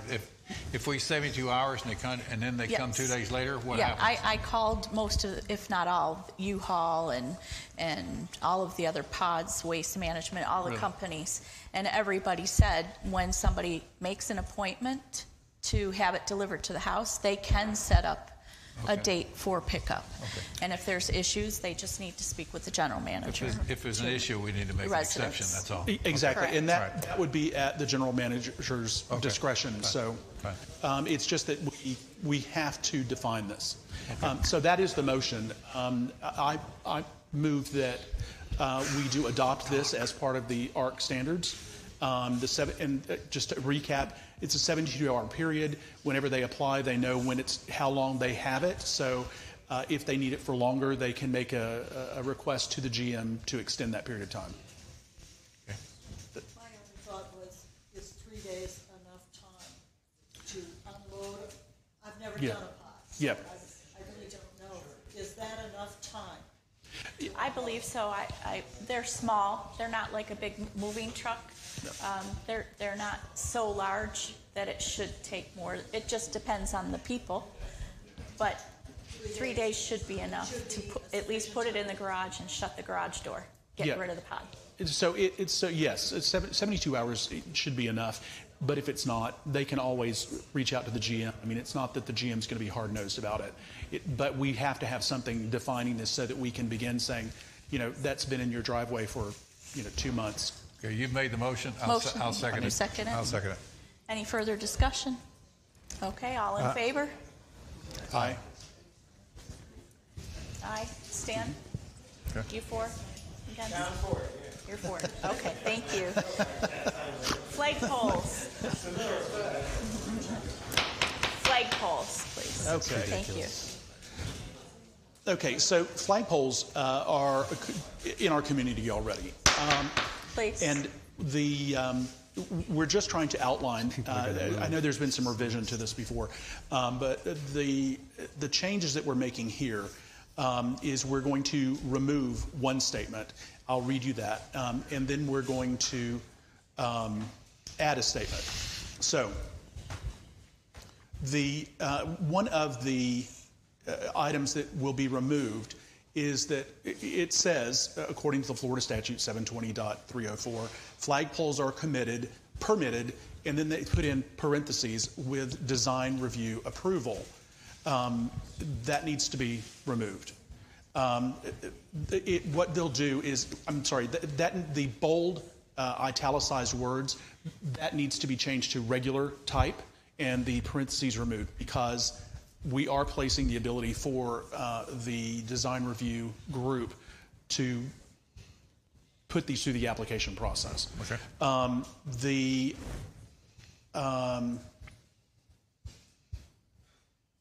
we charging $25 for that too? Yes, they charge a $25 application fee, and you have a $25 refundable deposit. Okay. The other portion that needs to be removed talks about yard-mounted flagpoles are not permitted on any portion of the properties except that a builder may erect such flagpoles on a temporary basis at any model home maintained on the properties by such builder. The key here is that, the flags they're talking about, the little half-sail type, we're having a sale, that type thing. We don't have any models. There's no purpose. There's no need for that. Originally, that was an exception for the models. So they're asking that be striked. It doesn't have really anything to do except for those sales flags. And then we want to add the actual quote of the Florida Statute 720.304, rights of owners to peacefully assemble, display a flag, and prohibit slap lawsuits. And then it goes on to state what that Florida statute is. So we'll be removing the yard-mounted flagpoles portion of it because that only applied to model homes. Then we're inserting with design review approval so that flagpoles that are being put in meet that approval. And then the other addition is that we're actually going to state the Florida statute to clean that up. Okay. Okay. How tall are these flagpoles? It's not my understanding is that it's outlined to be 20 feet.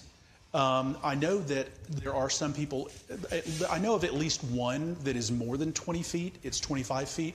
But I haven't gotten into any specifics about whether that is going to be violated or not.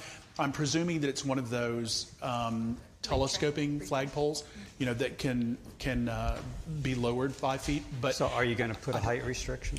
The height restrictions should already be defined, but to your point, they're in another section? I think so. It is, and it states 20 feet. Okay, that's what I thought. That's what I only kept what was pertinent to me, Dave. You're being specific to the flags here. Yes, exactly. Not the heights or the designs or anything else, because it goes on for quite a while. But to your point, the definition is 20 feet. I think that we have one that's a little more than that, and that's something that we'll have to work out. That's going to be another one of those things. Get your tape measure out. Pardon? Yeah. No. So nothing higher than a bar stool for me. Is that the motion? Yes, the motion would be to adopt those changes. Remove the reference to the builder-maintained sales flags. Remove the way that the type is for with design review approval. That should be just normal type. And then, of course, we're adding the statement of the Florida statute. We're actually quoting that in the document. Okay, thank you. Do we have a second? Second. Any further discussion, questions, concerns? Okay, all in favor? Aye. Aye. Thank you. Okay, so the last one is landscape lights. So the issue that we have here is that this is another one of those items that had no clarification, and so there's really been no control over it. So that what we want to do is not really change these, but again, like the last, just tighten them up a little bit. So a couple of things will change here. The Coach lights were clarified with the carriage light change at our March meeting. What we want to do in this particular instance, there are two things that we want to remove only. Is we want, if any type of construction begins prior to approval by the ARC, you remember me stating that earlier, that's redundant. We're going to strike that if approved. Then it goes on to talk about coach lights, pole lights installed in lawn must be pre-approved as part of the original model package and must be consistent throughout the neighborhood. That in and of itself becomes redundant because of that original statement as well. One of the things that will be added is the coach lights. I'm sorry, they gave me the same document, but we defined the coach lights in that last meeting. So the only thing we are doing is removing those two statements because they're redundant based upon the opening statement that we just approved. Yes, ma'am? Go ahead, Marilyn. I think that perhaps from what I saw on Pamlico, when... Is your microphone on? Sorry. No. I think I'm out now. You're on. There were a lot of letters, friendly reminders that lights were in violation. And I know that there were neighbors that were very upset over the thought that they might have to remove their lights. Right. In fact, one of the residents had paid an electrician to lay the lines and put all the lights to be electric rather than solar. And I guess it was not correct. It was not the right height or whatever. Mm-hmm. Then there are other residents that have not yet had a letter, but probably will, because they have torch lights that stand about that high. Okay. And I think they add to the attractiveness of the property. And I really think that we need to be more understanding of what the residents want. And I'm getting this from the audience. Oh, don't mind her. If in fact you have a street with 20 houses and 18 of them have letters to remove something, or I think the rules, maybe they need to be looked at. Yeah. And one of the things that I did recently, because of the fact I belong to a committee that meets at Cape Royal, yes, at their clubhouse. So I looked at all the houses that until I got to the clubhouse. Mm-hmm. I'd say at least half, and I couldn't look at the sides. I just looked at the front. At least half would be fined. And these are homes that start at about $500,000 to several $1 million. Right.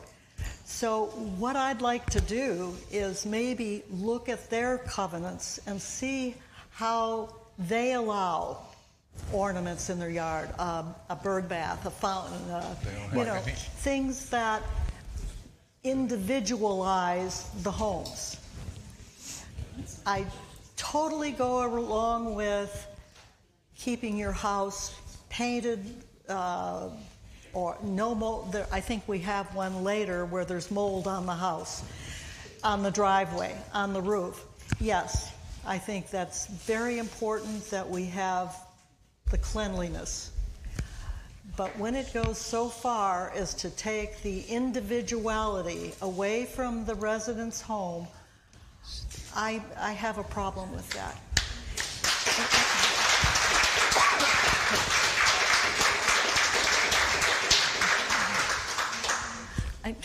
I want to have, well, if I can, I want to have torch lights in my yard. They're right. $30 a piece at Lowe's, and right. I'll go buy them as soon as I can. Right.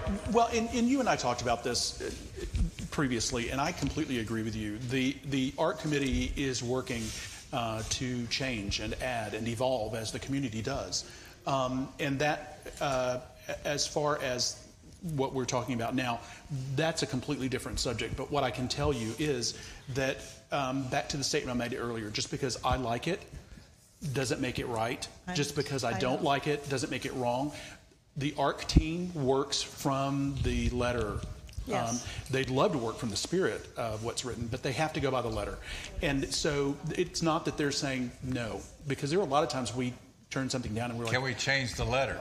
We can. That's what we need to look at. But that's not for tonight. Yeah. But that's coming, and you'll hear me every time we have the meeting. We'll have these things because the ARC is really trying to evolve. So, having said that, even though I didn't get as much applause as you did, I agree completely with you. Anybody else have any? No. Go ahead. So I've read this several times, and I see some, I don't want to use the word ambiguity, but I see in one case, exterior lights shall be conservative in design. I don't know what that means. Then the next one, exterior lighting should be directed toward the house. Yes. Well, if my house is here, that means I have a light out there shining to it, okay? And then of low wattage, and then it has 2,000 lumens, so who's going to measure that? And minimize glare sources, I can understand that. Sure. A light out there that's shining in, and you know my situation. And then it says lighting for walkways must be directed towards the ground. So now we have exterior lighting directed to the house, lighting directed on a walkway towards the ground. I think we did polish this up a little bit, basically. It's a process. Okay. And what we need to do is kind of see what the ambience is of the areas and kind of fit it into something that makes sense. Now, just because something is low voltage, that doesn't necessarily mean it's not a very glaring light, because you get these real low voltage, high power lights. Sure. And it doesn't mean that an electric light can't be made low glare. You just put the right bulbs in it. So we need to kind of maybe put this together a little bit and put a little more work into it. And I know that's what we're trying to do. It is. And then here's the sense. The DR may take into consideration the visibility and style of the fixture and its location at home. To me, that's an opt-out. Whatever you said, then the DR is going to maybe, have the ability to apply some subject of their subjectivity to it, or objectivity. So I think we need to kind of, what do we want? We want, nice aesthetic lights. We don't want one pole high, one pole low, something that looks nature. So I would be in favor, and I agree with Marilyn, that we need to polish this up a little bit. Okay, but that's not the agenda. What's the motion again? So- Because I'm lost. I don't know what to say. No. But I completely agree with you and Marilyn both. It's a long process, but the motion was changing the rules as we see them now and removing the two statements about prior approval on coach lights being on poles or whatever, because that statement in that spot becomes redundant because of the original statement that we approved earlier. So that was the motion to just strike that out, remove it from the standards. Okay, so that's the motion. I thought she was going to say something. We need a second on it. I don't understand this motion. Is there still questions? You don't understand what? Can you say the motion again so I get it? Sure. There were two lines that are going to be removed from the standards. And read those. What are they? I'm going to. If any type of construction begins prior to approval by the ARC, fines may be levied against the homeowner. That's not in this one. In the light section. It's under current language for exterior landscape or lighting. It should be, they didn't give me the page number. It's an ad. Oh, you're adding that? No, we're taking that out. Okay. Oh, here it is. It's underlined. I see it. Yes. Any type of construction. All right, fine. So that's redundant. We just talked about it already. Right. Gotcha. And coach lights installed in lawn, that statement will be removed as well because it becomes because the design review committee. That's all right. You got to understand it to vote on it. The design review committee has to approve that. So, again, that's the motion. John It's been a seconded. long day and night doing the reserve studies. No worries. Discussion. Of reserve. Go ahead, Marilyn. Now, are you saying those people that have put the lights in along their walkway, in their flower garden, which they probably didn't receive an approval prior to putting them in, because they didn't know Right. Understandable. They're not going to be fined. No, that's not what I'm saying. And again, that's completely different, but I'll give you the quick answer. In those particular instances, I would encourage them, if they get a letter, speak with the GM.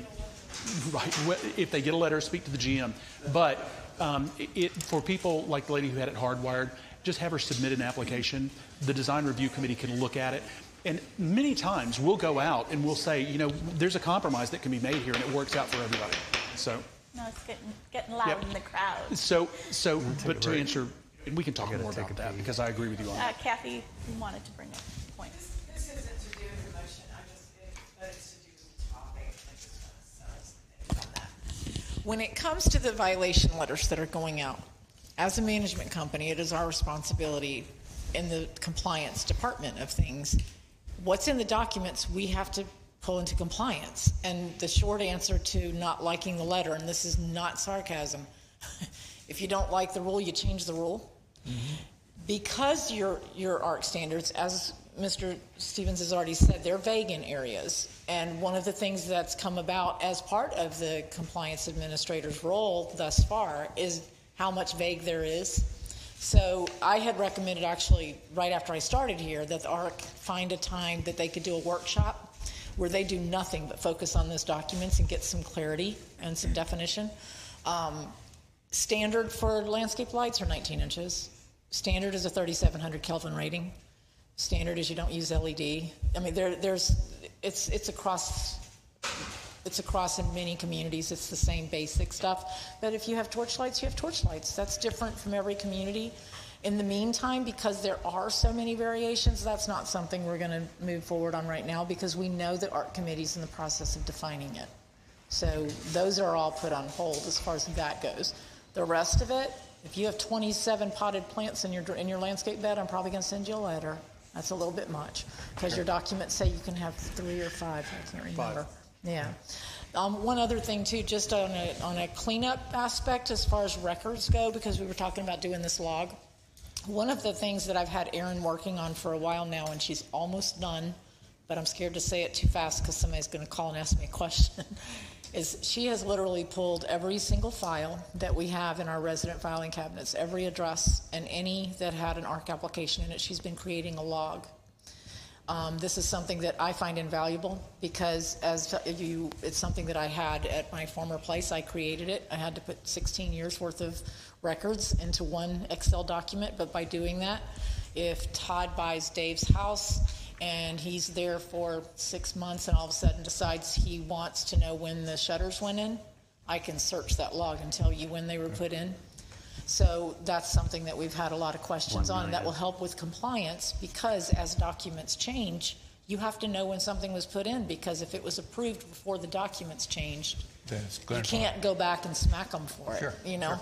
So that's what that tool is for. Okay. And that's really all I needed to add. I just wanted you guys to know that we are trying very hard to work with everybody. Yeah. And so.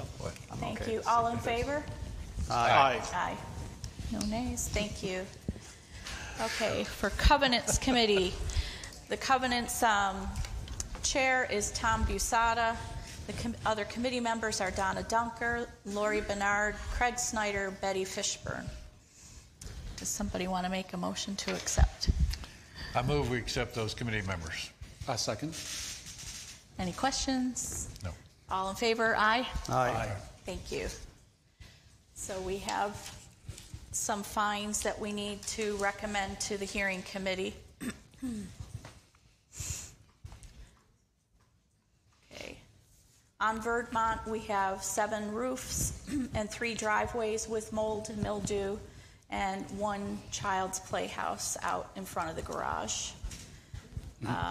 There have been 6 gate strikes. Just the barrier arms alone, no damage.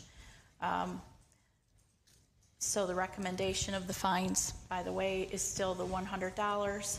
But with the gate strikes, we're looking at if there's no damage, we have to pull the video to see who struck the gate. So the offender will be charged the fine, and if the committee wants to charge them the $50 video fee to view and have proof of who hit it. we pay $50 for each video that we pull. Okay. Sure, pass that on. Okay. Absolutely. Of course. So then we have also on Verdmont, this is one house, large house, stained, discolored area, moldy roof, moldy mildew driveway, a work van in the driveway, lawn and landscape run over with weeds, landscape missing mulch, empty and overturned flower pots, bike remaining in the front lawn, chair remaining in the front lawn. We also have one resident conduct issue. We have a guest vehicle tailgated in, witnessed by a resident, and they blew 4 stop signs, drove at excessive speed, and the resident can be fined. I'm asking for how the board wants to handle that. Do you want them fined for each stop sign? All of them or one at a time? Each stop sign and the excessive speed, or one? That one case where they ran 4 stop signs and speeded? Yeah. I don't know. Have we collected any of this stuff? Are we actually collecting these fees? We are. You said no. Right? Yeah, we are. Okay, good. Yeah. Well, that one's blatant. Yeah. Yeah. And It was a tailgate in, blew off 4 stop signs, and drove very fast. Okay. What are you recommending? I'm recommending each stop sign that they ran through, and also for driving excessive speed. So the total would be $100 for each. Would be $500. I agree. I don't agree. I feel in that particular instance, say for a first-time offense, but I think that a $100 fee would be appropriate in my opinion. But if it happens again, I mean, I think that would be an instance where you do it. I mean, where did we get the information from? I guess would be my concern. I know. Please. Sorry. From a resident. Right. So the issue for me is that we have one resident that's indicating that that's what happened. And photographs. There were photographs. And I did see those. But I just, in my opinion, I feel that $500 is excessive. If this were, one of our resident police officers who said that, maybe that would carry a different weight with me. I don't know, but I think that 500 is excessive. Okay. Stan. How about our safety guy? What do you think, Stan? Stan, I'm asking you, what's your recommendation? I agree with Grady. I think that $100 is good for that. The excessive speed, that's open to interpretation. I mean, of whoever was following the car, they could think 15, 20 miles an hour is excessive. You never know. The stop signs, they're an issue. Was it 4 or 5 stop signs? Yeah, 4. Mm-hmm. I think $100 for that. They do it again, then we'll revisit it with steeper fines. But yeah, I think 100. Thank you. John, did you say already? You said 5. I'll go Dave? with Stan. Safety guy. I'll go with Stan. Is recommending, absolutely. Todd? Yeah. My concern kind of parallels with what Grady's saying is, so now we're encouraging our property owners to be quasi-police officers turning in our neighbors. I think this is a Pandora's box. We all know that speeding and running through stop signs is out of control, but I worry about what type of environment we're going to create when our neighbors are turning in neighbors because they're perceived to be speeding. This was a guest vehicle, not a resident. I understand. I have a problem with it as well.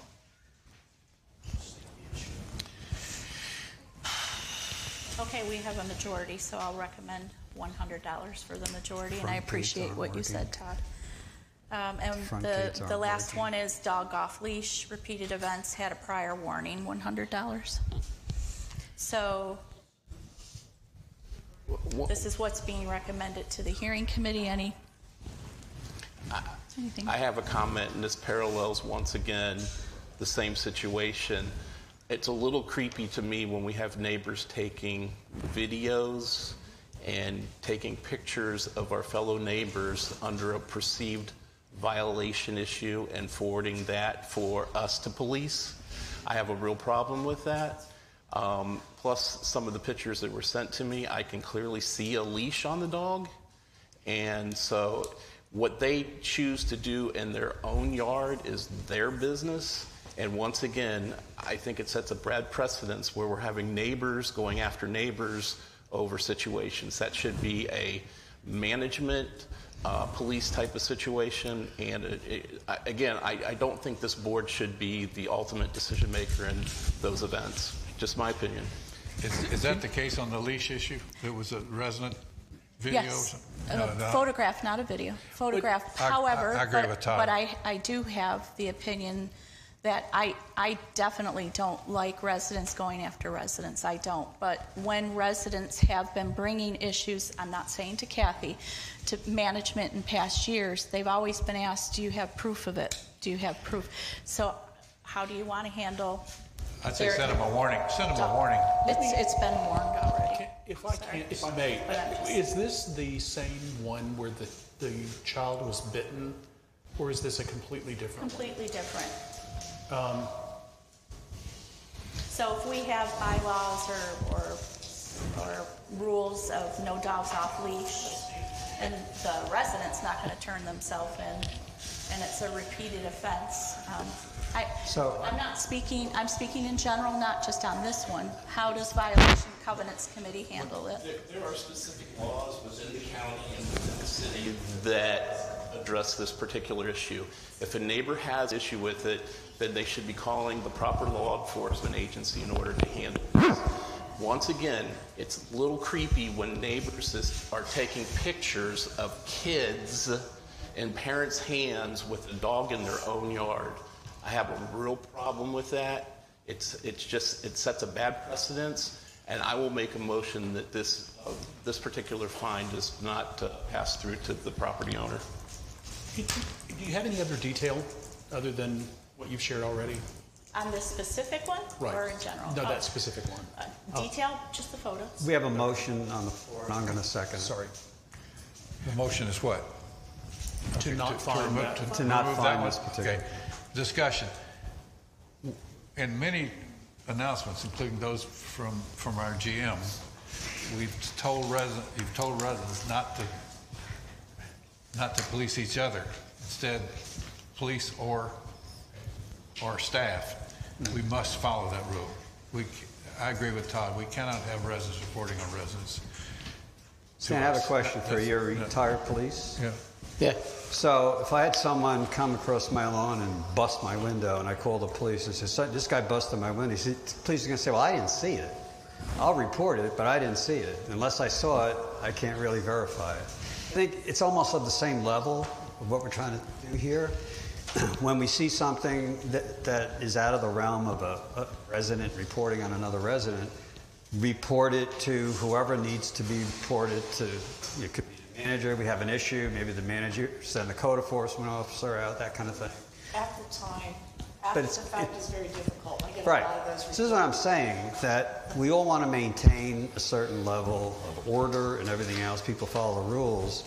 But the more we start, taking pictures, and these are very blurry and everything, you could see that, this is, I don't know, I don't want to speculate, okay? But I agree with Todd that the practice is very, very, something we don't want to go to. But I think the main point is we need to have someone, like an authority, I'm asking you on that can verify these things. Call the code enforcement officer. We're told to call the police. We're told to, so that's really where we used to have neighborhood watch that would do things, but the neighborhood watch weren't knocking on people's doors as much as they were kind of focusing on the right person to call. So we all want to live in the rules and, regulate. We all bought into this, but I think we need to step very carefully when we start reporting to each other. So are we not on each other? Are we going to not do the vehicle violation then? No, the dog walk. No, and here's the reason so that you can understand what I'm thinking, and I'm hoping that the others are. There are two situations at play here. One is speeding. We had a problem with that on Vermont.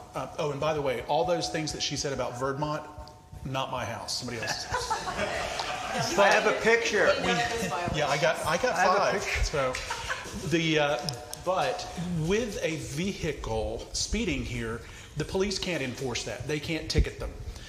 The only reason I know that is because a previous officer had mentioned that. Well, we have an officer that lives on our street.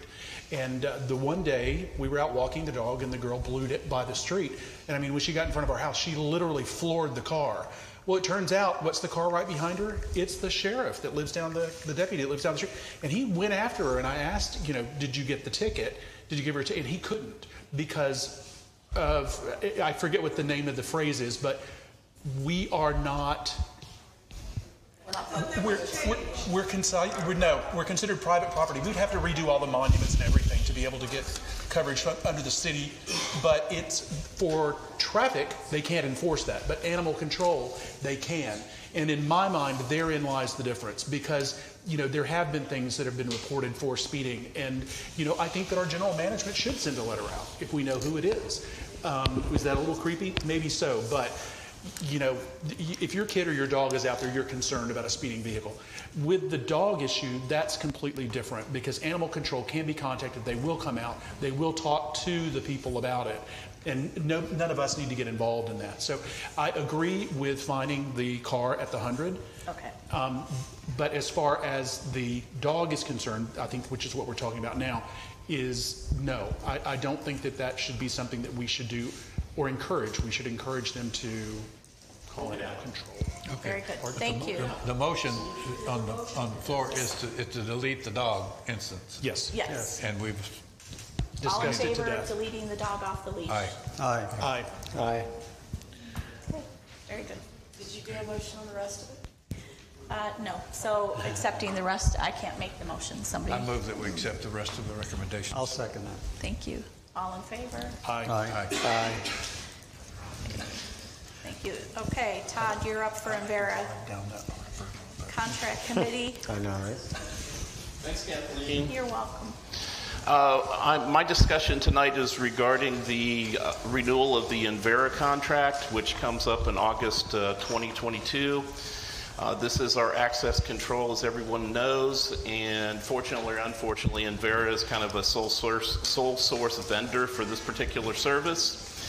And just to kind of give a little bit of a background, the committee consisted of Rick Devine, Aaron Morrison, who those are the subject matter experts, and Bill Gunter, who was also involved in that. We did come up with an agreement with ENVERA to renew the contract. We have them on only a 3... First, and then we'll do... yeah, so sorry. I don't have a committee because it's been rolled into safety and soundness. Oh, I'm sorry. Okay, sorry about that. That's what it said. So back on track. Sorry about that. The committee members, anyway, we went to ENVERA. We were kind of proactive in regards to the renewal. We kept it on a short 3-year period. They obviously wanted a longer period, I should say, so we kept them on 3 years. In addition to prior contracts with ENVERA had some open-ended language in their contract in regards to who was responsible for certain liability issues. And I must throw out to Mr. Bill Gunter, who's a resident and contract attorney.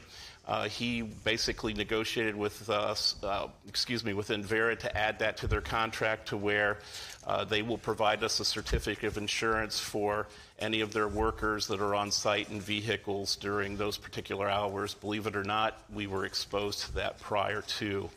I'll be very brief. The contract amount is $87.95 per month. We were given other options, but this was the one that Aaron and Rick both suggested that we go with. And the good news is that the budget for 2022 was $121,000 annually. This will be approximately $105,000. In addition to what I'm proposing is there's 2 outdoor enclosure kits that will be included in the upgrade of that particular at Veterans and Surfside, and so that can be rolled into that particular budget item too. So the good news is we're under budget. The total is about $115 if annualized. It's 8% higher on the service part of it for this year, and it has 3% escalators in it for a 3-year period. So with that, the committee's recommendation is we approve the contract as presented to you all.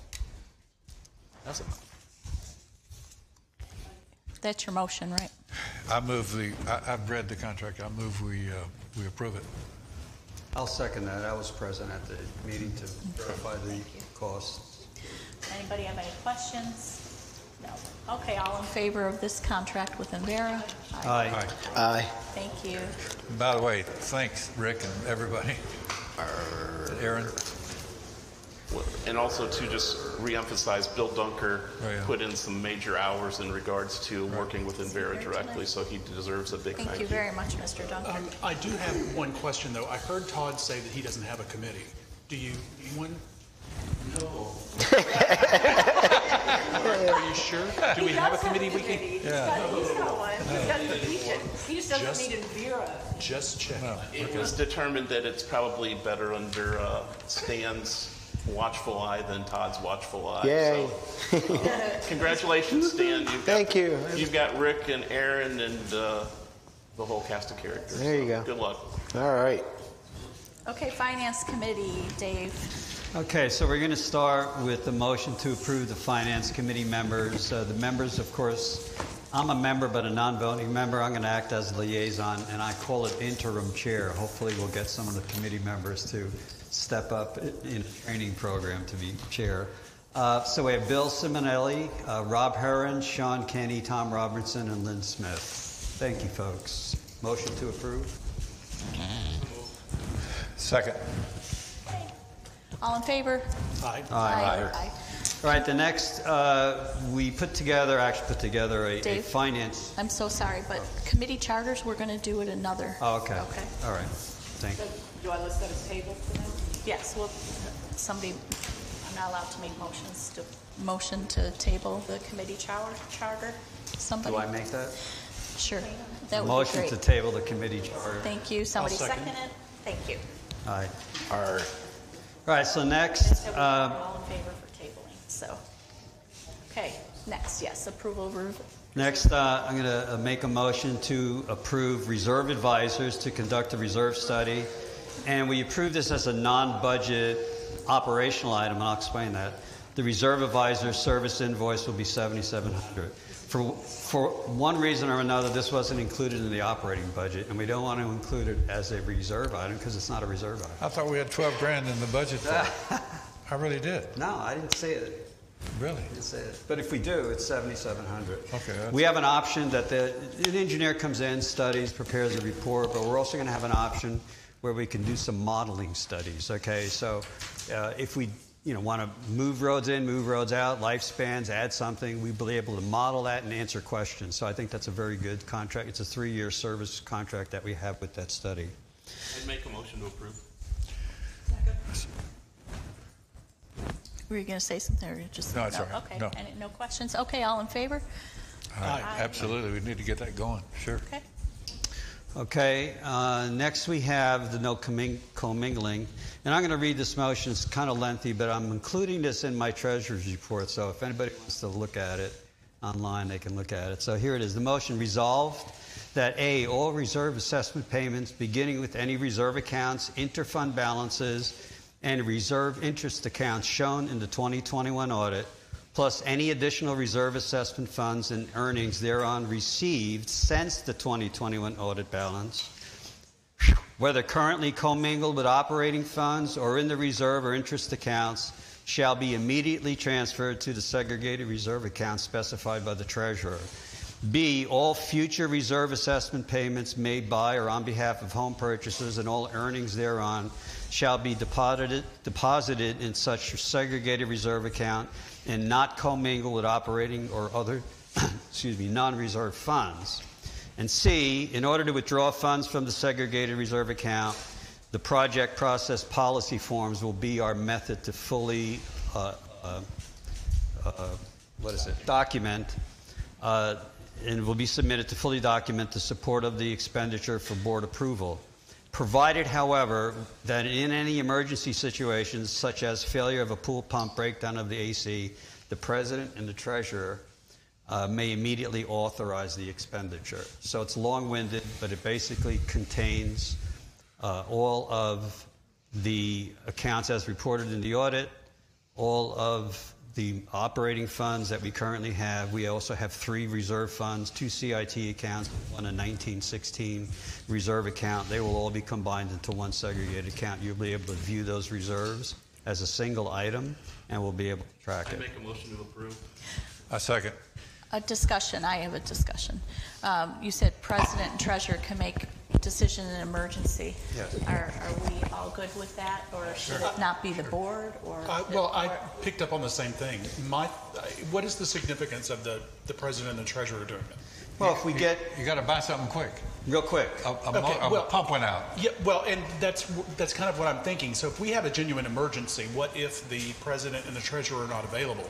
So, for example, if we have a hurricane and you bug out, the two of you bug out, and you can't get back. I'll be here. I'm not leaving. Well, but, pardon? Yeah, well, if you see me leaving, you better make sure to keep up. But the key here, that to me, it's kind of, a worst case scenario, but if we are talking genuinely about an emergency, my thought is that if the president and treasurer aren't available to sign, that should be changed to the expenditure must be approved by 2 directors. Because if we have could put in the phrase "or 2 directors" in the absence of the president and the treasurer. We put the treasurer and the president because the treasurer is really the authorized person to dispense funds. Right. Secondly, the president is the only person that can sign contracts. Right. No one else can. So we have that order of sequence in there. If it's an exception, if we can put that in there, okay, to tighten it up. To say in the absence of those, then another director could be substituted. Yeah, to me, that's a great idea. I kind of like that. I'm not a money guy, but to me, when we got down to the emergency portion of it, if it's genuinely an emergency, I think that it does have to have. Then you create an amendment. I would amend that you add the phrase. It would require 2 director signatures in the absence of the president or the treasurer. I second his amendment. Can I recognize Associa with? Okay. So in the event, Dave, I know you say you're not leaving, but in the event you leave and Kathleen isn't available, I think it should be a third option of any director should approve an emergency expenditure. We try to do dual control on some of this, but whatever works. I mean, we have 7 people. If we're all knocked down, and Heather, then what do we do? Since you made that opinion, what would you support it being 2 directors? It can be 2 directors. The only thing is that, in the event that you leave town and you don't come back and we can't reach you and there's no cell service or whatever reason, and let's say Marilyn and Steve, they're still here, do at least 2 instead of just 2 that could possibly leave. So we could put president, treasurer, or any 2 directors. In the absence of the president. Whatever that phraseology is, that's fine. It really doesn't change the substance, but I see it adds a lot of. And that was my amendment. Do we vote on the amendment? So I'll make that part to the motion. I have to approve if I want to amend it? Yes. That's correct. I'll go with what you said. Okay. So we have a motion. Do we have a second? We have to vote on the amendment first, and then the motion. Well, I'm actually changing the motion completely. So I'm going to make that motion, change that motion to include the phrase "or any 2 other directors as may be available," maybe something in the like absence. That. In the absence of. I have a short memory, so someone's going to write that down. All right, so we'll get that. So that's my motion. Okay, that's your motion. Has it been seconded? Yes, I'm in favor. Okay.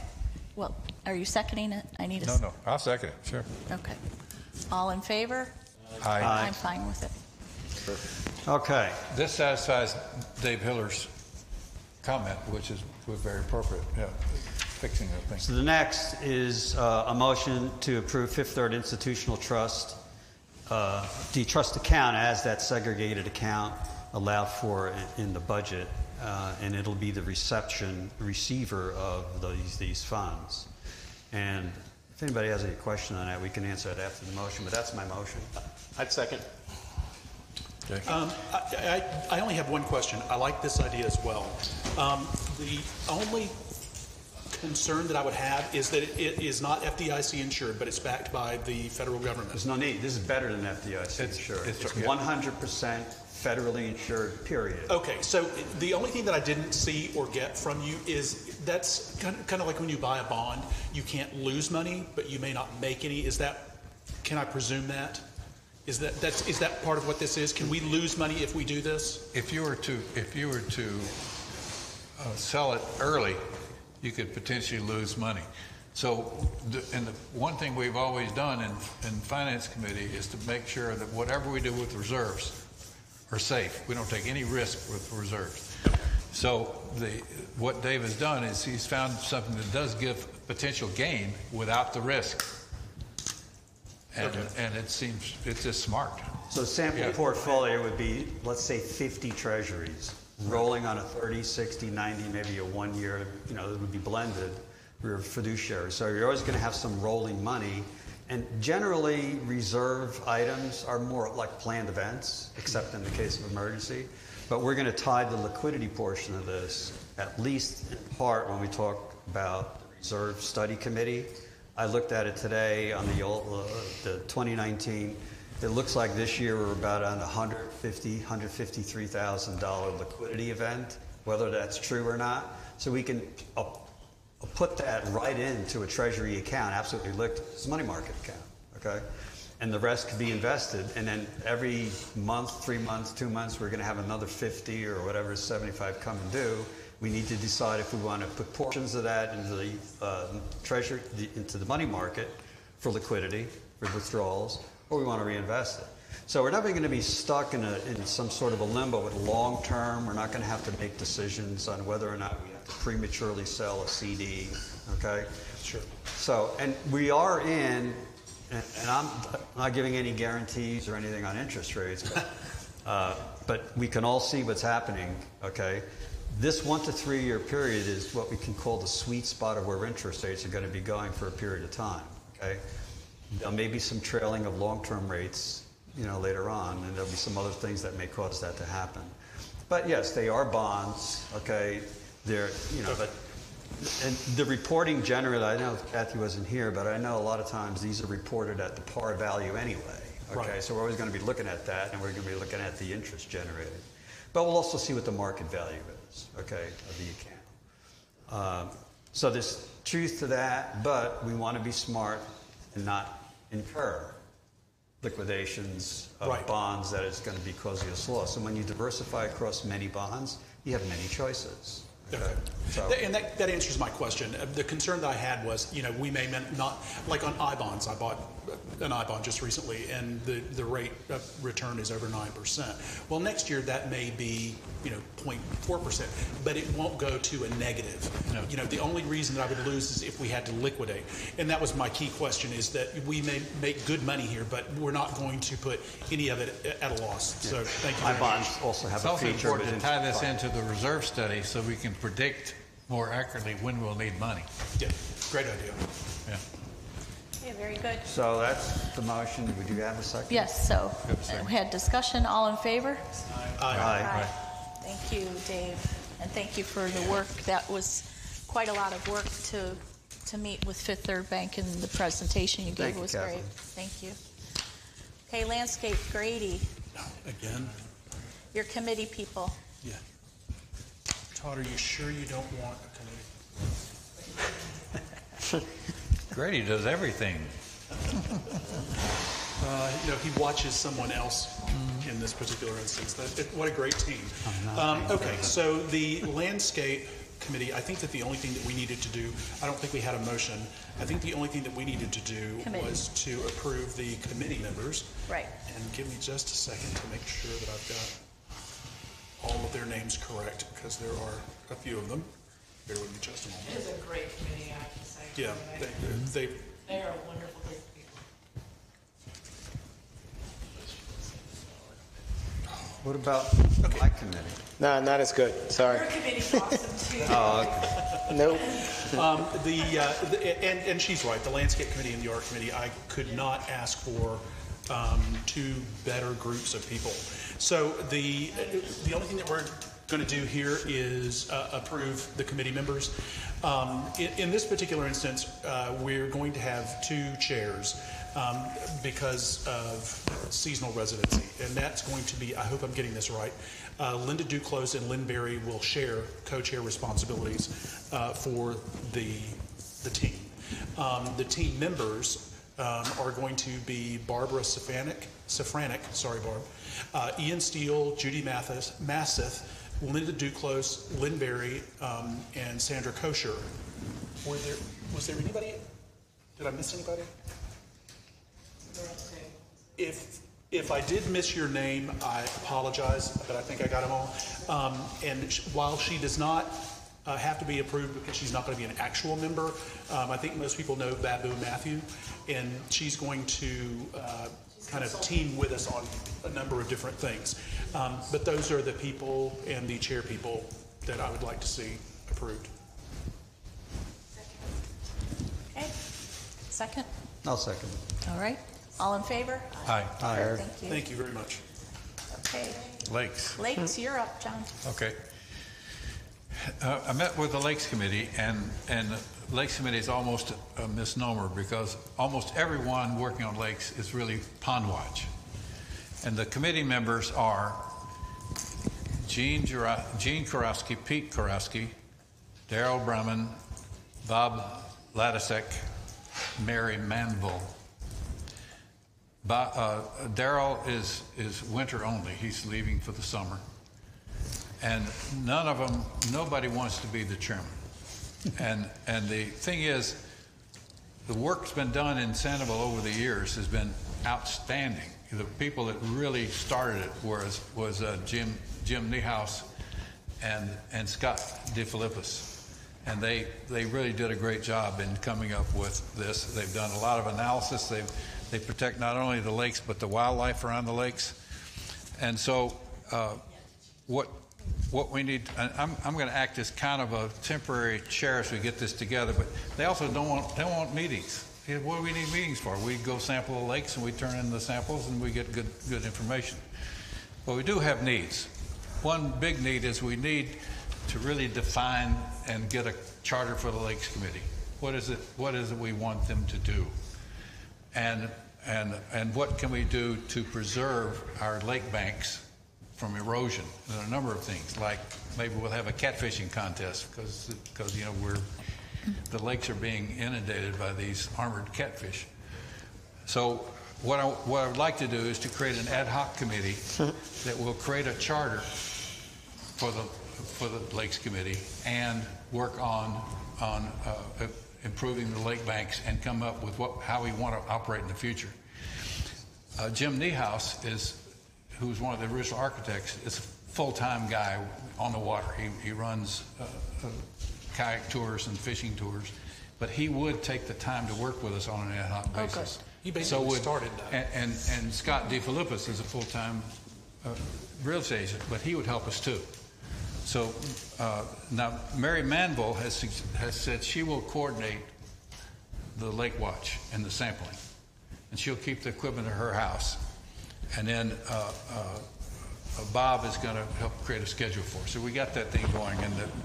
But I'd like to make a motion now. I move that we create an ad hoc committee, and in that committee we invite Scott DeFilippis and Jim Niehaus and others as will happen.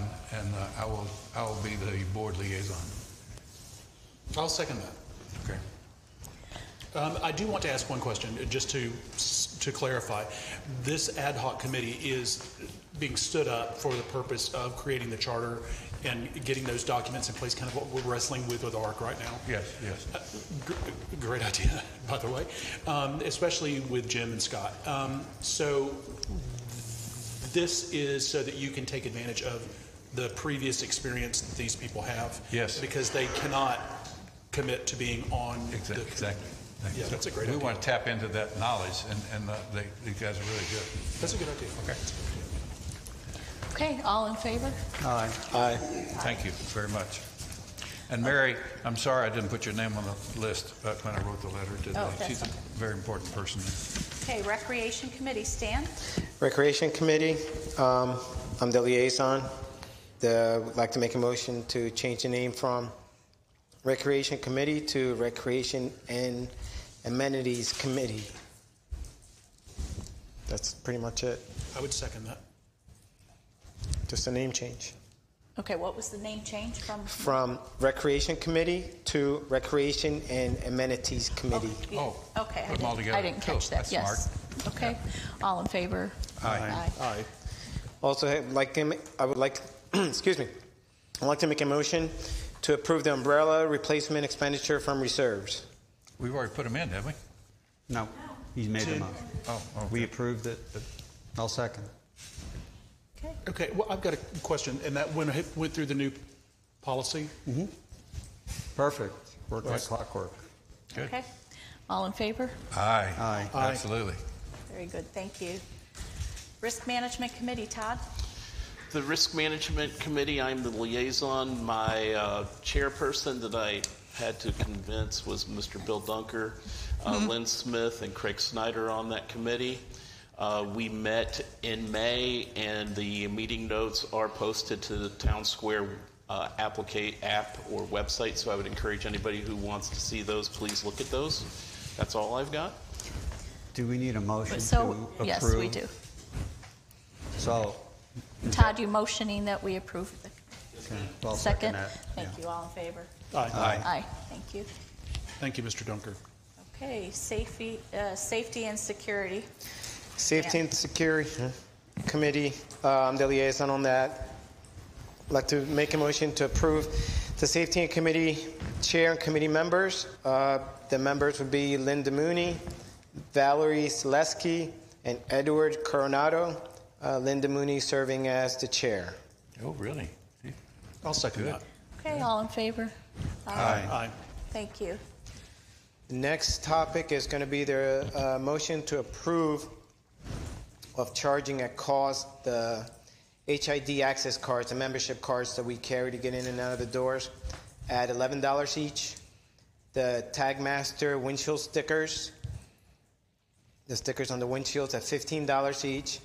And as a backup only, the Tagmaster headlamp stickers at $25 each. And this was the committee recommendation? For what?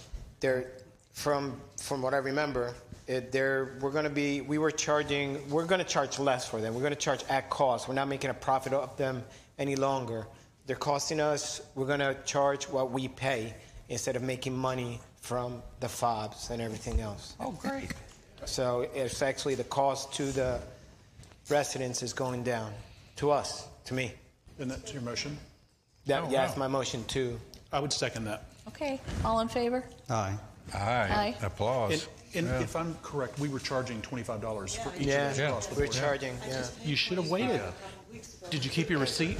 We don't even do the headlamp stickers anymore. Should've bought it this week.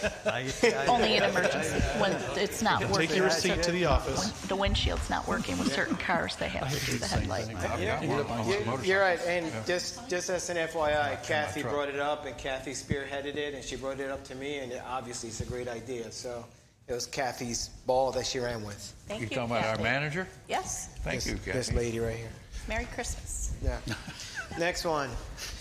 Making a motion to closing all the gates 24/7 starting May 30th when the children get out of school, most throughout the summer months. Helping security, helping safety. That's pretty much it, unless you want me to explain any more. If you're going to make that motion, I want to ask a question and discussion. Is that your motion? Yeah, my motion is to close the gates 24/7 starting on May 30th after school lets out. I'll second it, but a question, Rick, can our gates take it? The extra movement, huh? Here's what I'm going to tell you. What? I'm going to run over 50,000 swings. Yeah, right. So, I mean, do we have to beef up?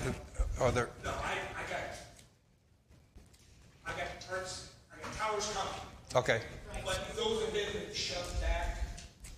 Me and Kathy talked about this. I got one major problem with an exit that for some reason it just doesn't work once a month regardless. But it's taking 5 seconds. Should we delay this until the towers come? And if you, I don't know what I'm going to get. Oh. They're literally back. Oh, okay. It's not. Wait. All right.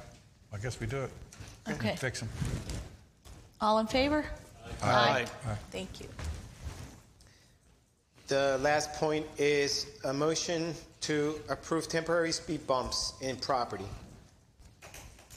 It should be noted, well, that's the motion, and then I'll explain. Second that. Where? As of right now, where the notion is to put them at the entrance of veterans. It should be noted that we sent a survey out last year to the residents, and it was overwhelmingly voted no. Nobody wants speed bumps anywhere. That's pretty much it. The motion is it was brought up by the safety committee. I have to bring it to everybody here, and this is where we are. My question would be that these are temporary and these are for a test. Correct. And you said that at the Veterans Gate, will that be outside the gate or just inside the gate? It would be on the outside of the gate coming in to protect the gate. Protect the arm, not necessarily the gate. So are we going to put it on both lanes or just one? Both lanes. And that's mainly to protect the arm. To protect the arm, is that it? Is that the one that gets hit the most? I don't know. I asked for that information, but I'm still. Probably so. As long as it's. Which arms get hit the most? Right now, it's veterans entrance. Veterans entrance. Entrance, not exit. Okay. Then. It used to be Trafalgar exit, and that's went down one strike the whole year. Okay. All right. 13, 14 last month. Okay. Well, and to that point is that one of the values that I'm seeing to this is that you have to stop there and wait for it to register your thing in your window or whatever. Yeah. So this wouldn't be where someone's driving at 24 miles an hour, had to stop, go over the bump, and continue on. He said this is temporary and it's a test location so that we can see how it works. So if we're going to have to stop to get there anyway, I don't really have a big issue with going over a speed bump. But if the gates are going to be closed, if the iron gate's going to be closed, then why would you worry about a speed bump? Because you got to stop anyway. Because does it happen when we have the iron gates open? Does it happen more frequently? What's really happening now is visitors are zooming over. Okay, and if you get those are high speed gates. Yeah. 1.2 seconds. It comes down. Yeah. But they're old. They are being replaced, so they're probably up to 2 seconds. So you literally got to get bumper to bumper to do this. Okay. It's pretty hard to do, but they do it. Okay. I do watch them, but these speed bumps are humps. You have to be very, very careful where we go. There's loop systems underneath the ground, and you got to know where they're at. Oh. That being said, we could do more damage to the whole ENVERA system by trying to speed bumps that the people of Sandoval said that they didn't want to begin with. They have to stop regardless, and we're going to get gate strikes and arm strikes either way. So, you can tell where I'm leaning. So, in your opinion, because you have experience in traffic control, is there a value to doing this, to putting the speed bumps in? If we didn't have the whole ENVERA system and in-ground and going on and possibility of damaging something, maybe. But with everything that's going on with the gates and digging in and putting the spikes in, and you have those big trucks coming in for landscaping, running these things over, they're going to come dislodge eventually. I don't think there's any any type of I hate to go to the audience, to it. but Rick, did you just express or reinforce what he said? Here's the best thing I quickly said. Okay? You're not spiking. They won't last. Those have to be lagged in. They have to be what? Lag bolts. Lags have to be made for asphalt. What is that? It's a lag bolt. Lag bolts. What are you saying? Lag bolts, yeah. Oh. But is there an opportunity that this could further damage the ENVERA system that we already have? Not if they're put in the right place, but if there's no guarantee.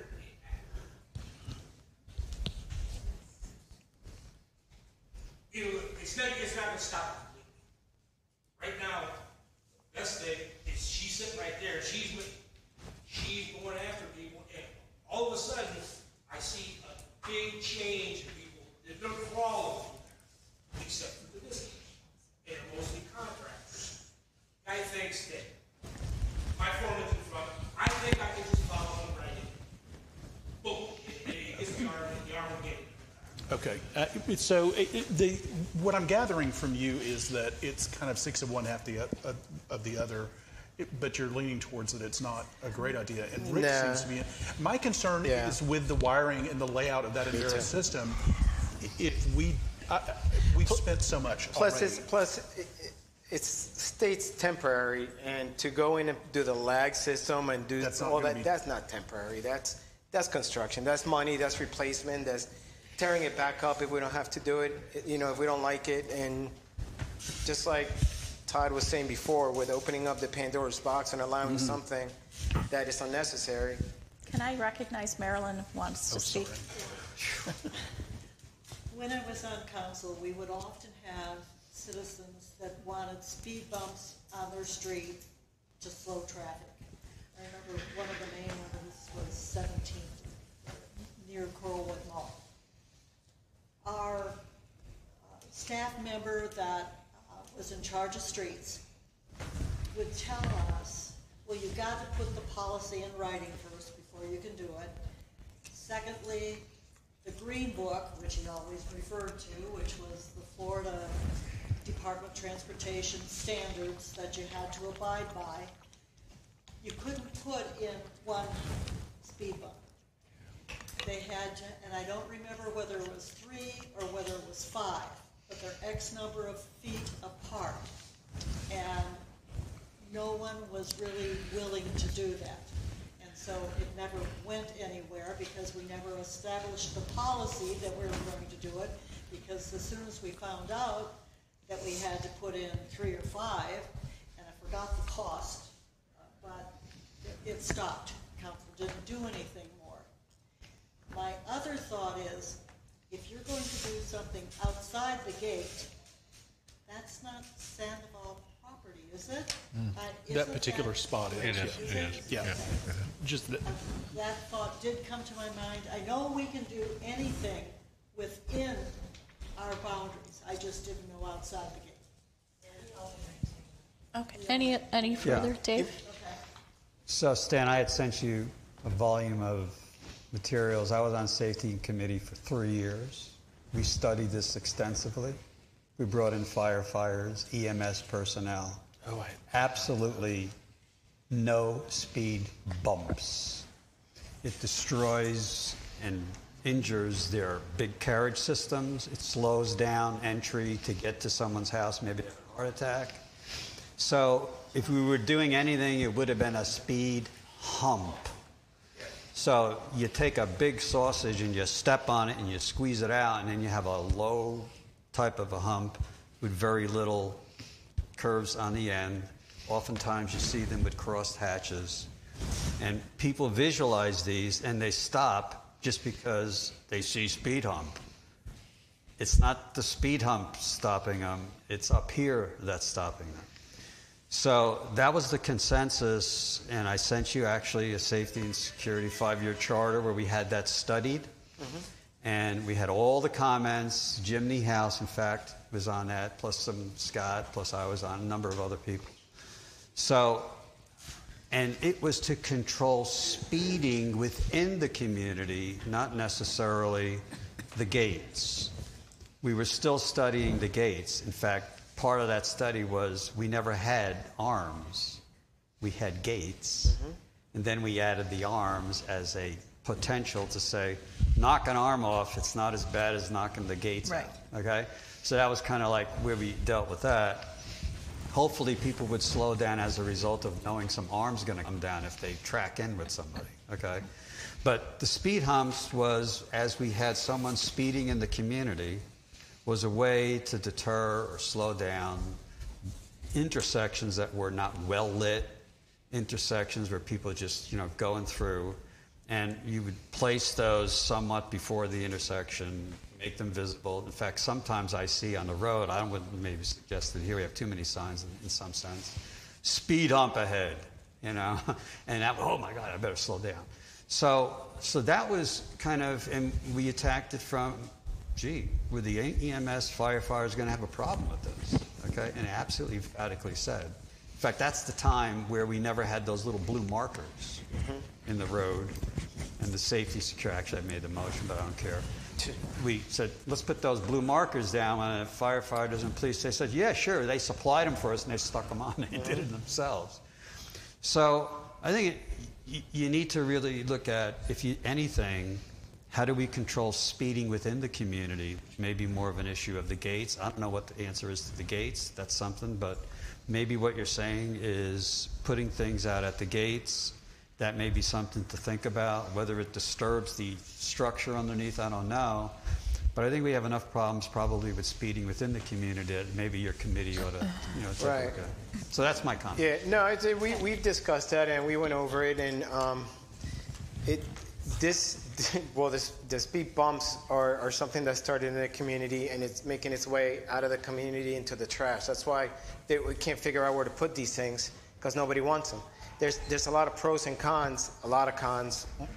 The EMS that goes along with it, property values. Nobody wants to move into a neighborhood with speed bumps. That's all in the cons. We also looked into having police in the neighborhood, fixing the issues in order to have them come in 3-4 times a week, a certain times a day. And I think we're there. I think we are where we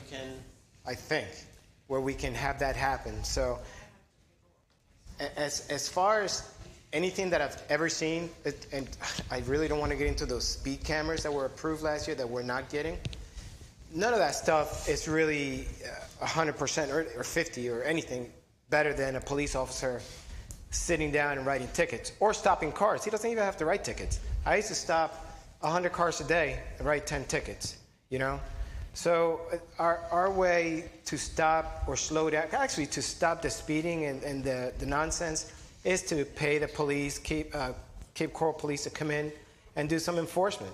That is the best way to go with it. And I think we're almost there where Kathy looked it up and we can get them to come in pretty soon. Good. Everything else is a gimmick. Better watch to see if that money's in the budget too, because it may be something we want to do. But I know we had some police patrols when, the spring break. And it was like, when I looked at that invoice, I said, well, what's this all about? Yeah. So it could run into some money, so we have to be very expeditious about it. I'll be very brief because of time. When Grady and I were appointed to the board in October, the first meeting that we attended was spending $20-some thousand on flashing stop signs with speed limit things and cameras, etc. That was approved formally by the board. I think, if I'm correct, I read in your safety, whatever the recommendation is, because of it's not compatible to ENVERA, that whole idea was scrapped. Is that correct? Yeah, that was one of the, yeah. It wasn't a compatibility issue. It was the proprietary ownership of information by ENVERA. They were not going to sync with what was talking about. My comment is more procedural than anything else. This board approved that expenditure. It had approved that particular expense. And so I think if this is the recommendation, that we need to formally rescind that approval just as a matter of record. I thought we did because the bill came back higher than the quote. No, it no, came- he still said if rescind it. if I may continue, that was I'm in sorry. October. You paused. I'm sorry. That was in October, and after, right after Ms. Krieger joined us, after the first of the year, she got this dumped on her because it fell through the cracks. And then I think you got a new quote that was higher. It was less than 1,000 higher. And that was approved by the board. So we have 2 approvals for this expenditure. Mine is more procedural than from what you're trying to accomplish, because I agree with what you're trying to accomplish. From a procedural standpoint, I think we need to formally rescind, if that's the choice of this board, those 2 particular approvals, because again, I worry about protocol. We approved it, we did not follow through with it, and now we're going to Plan B. So that would be. You can't yet, because we got one on the table already. We should do that. I agree with you. The other quick comment that I would make is that, from the new financial statement that we just received as of April 30th, 2020, we've not collected 1 dime in gate strikes this year. So I leave you with that. Those fines just went last Friday. Give it time. So a couple of the things that I wanted to review about what we discussed is that the possible damage to the ENVERA system, that's a concern.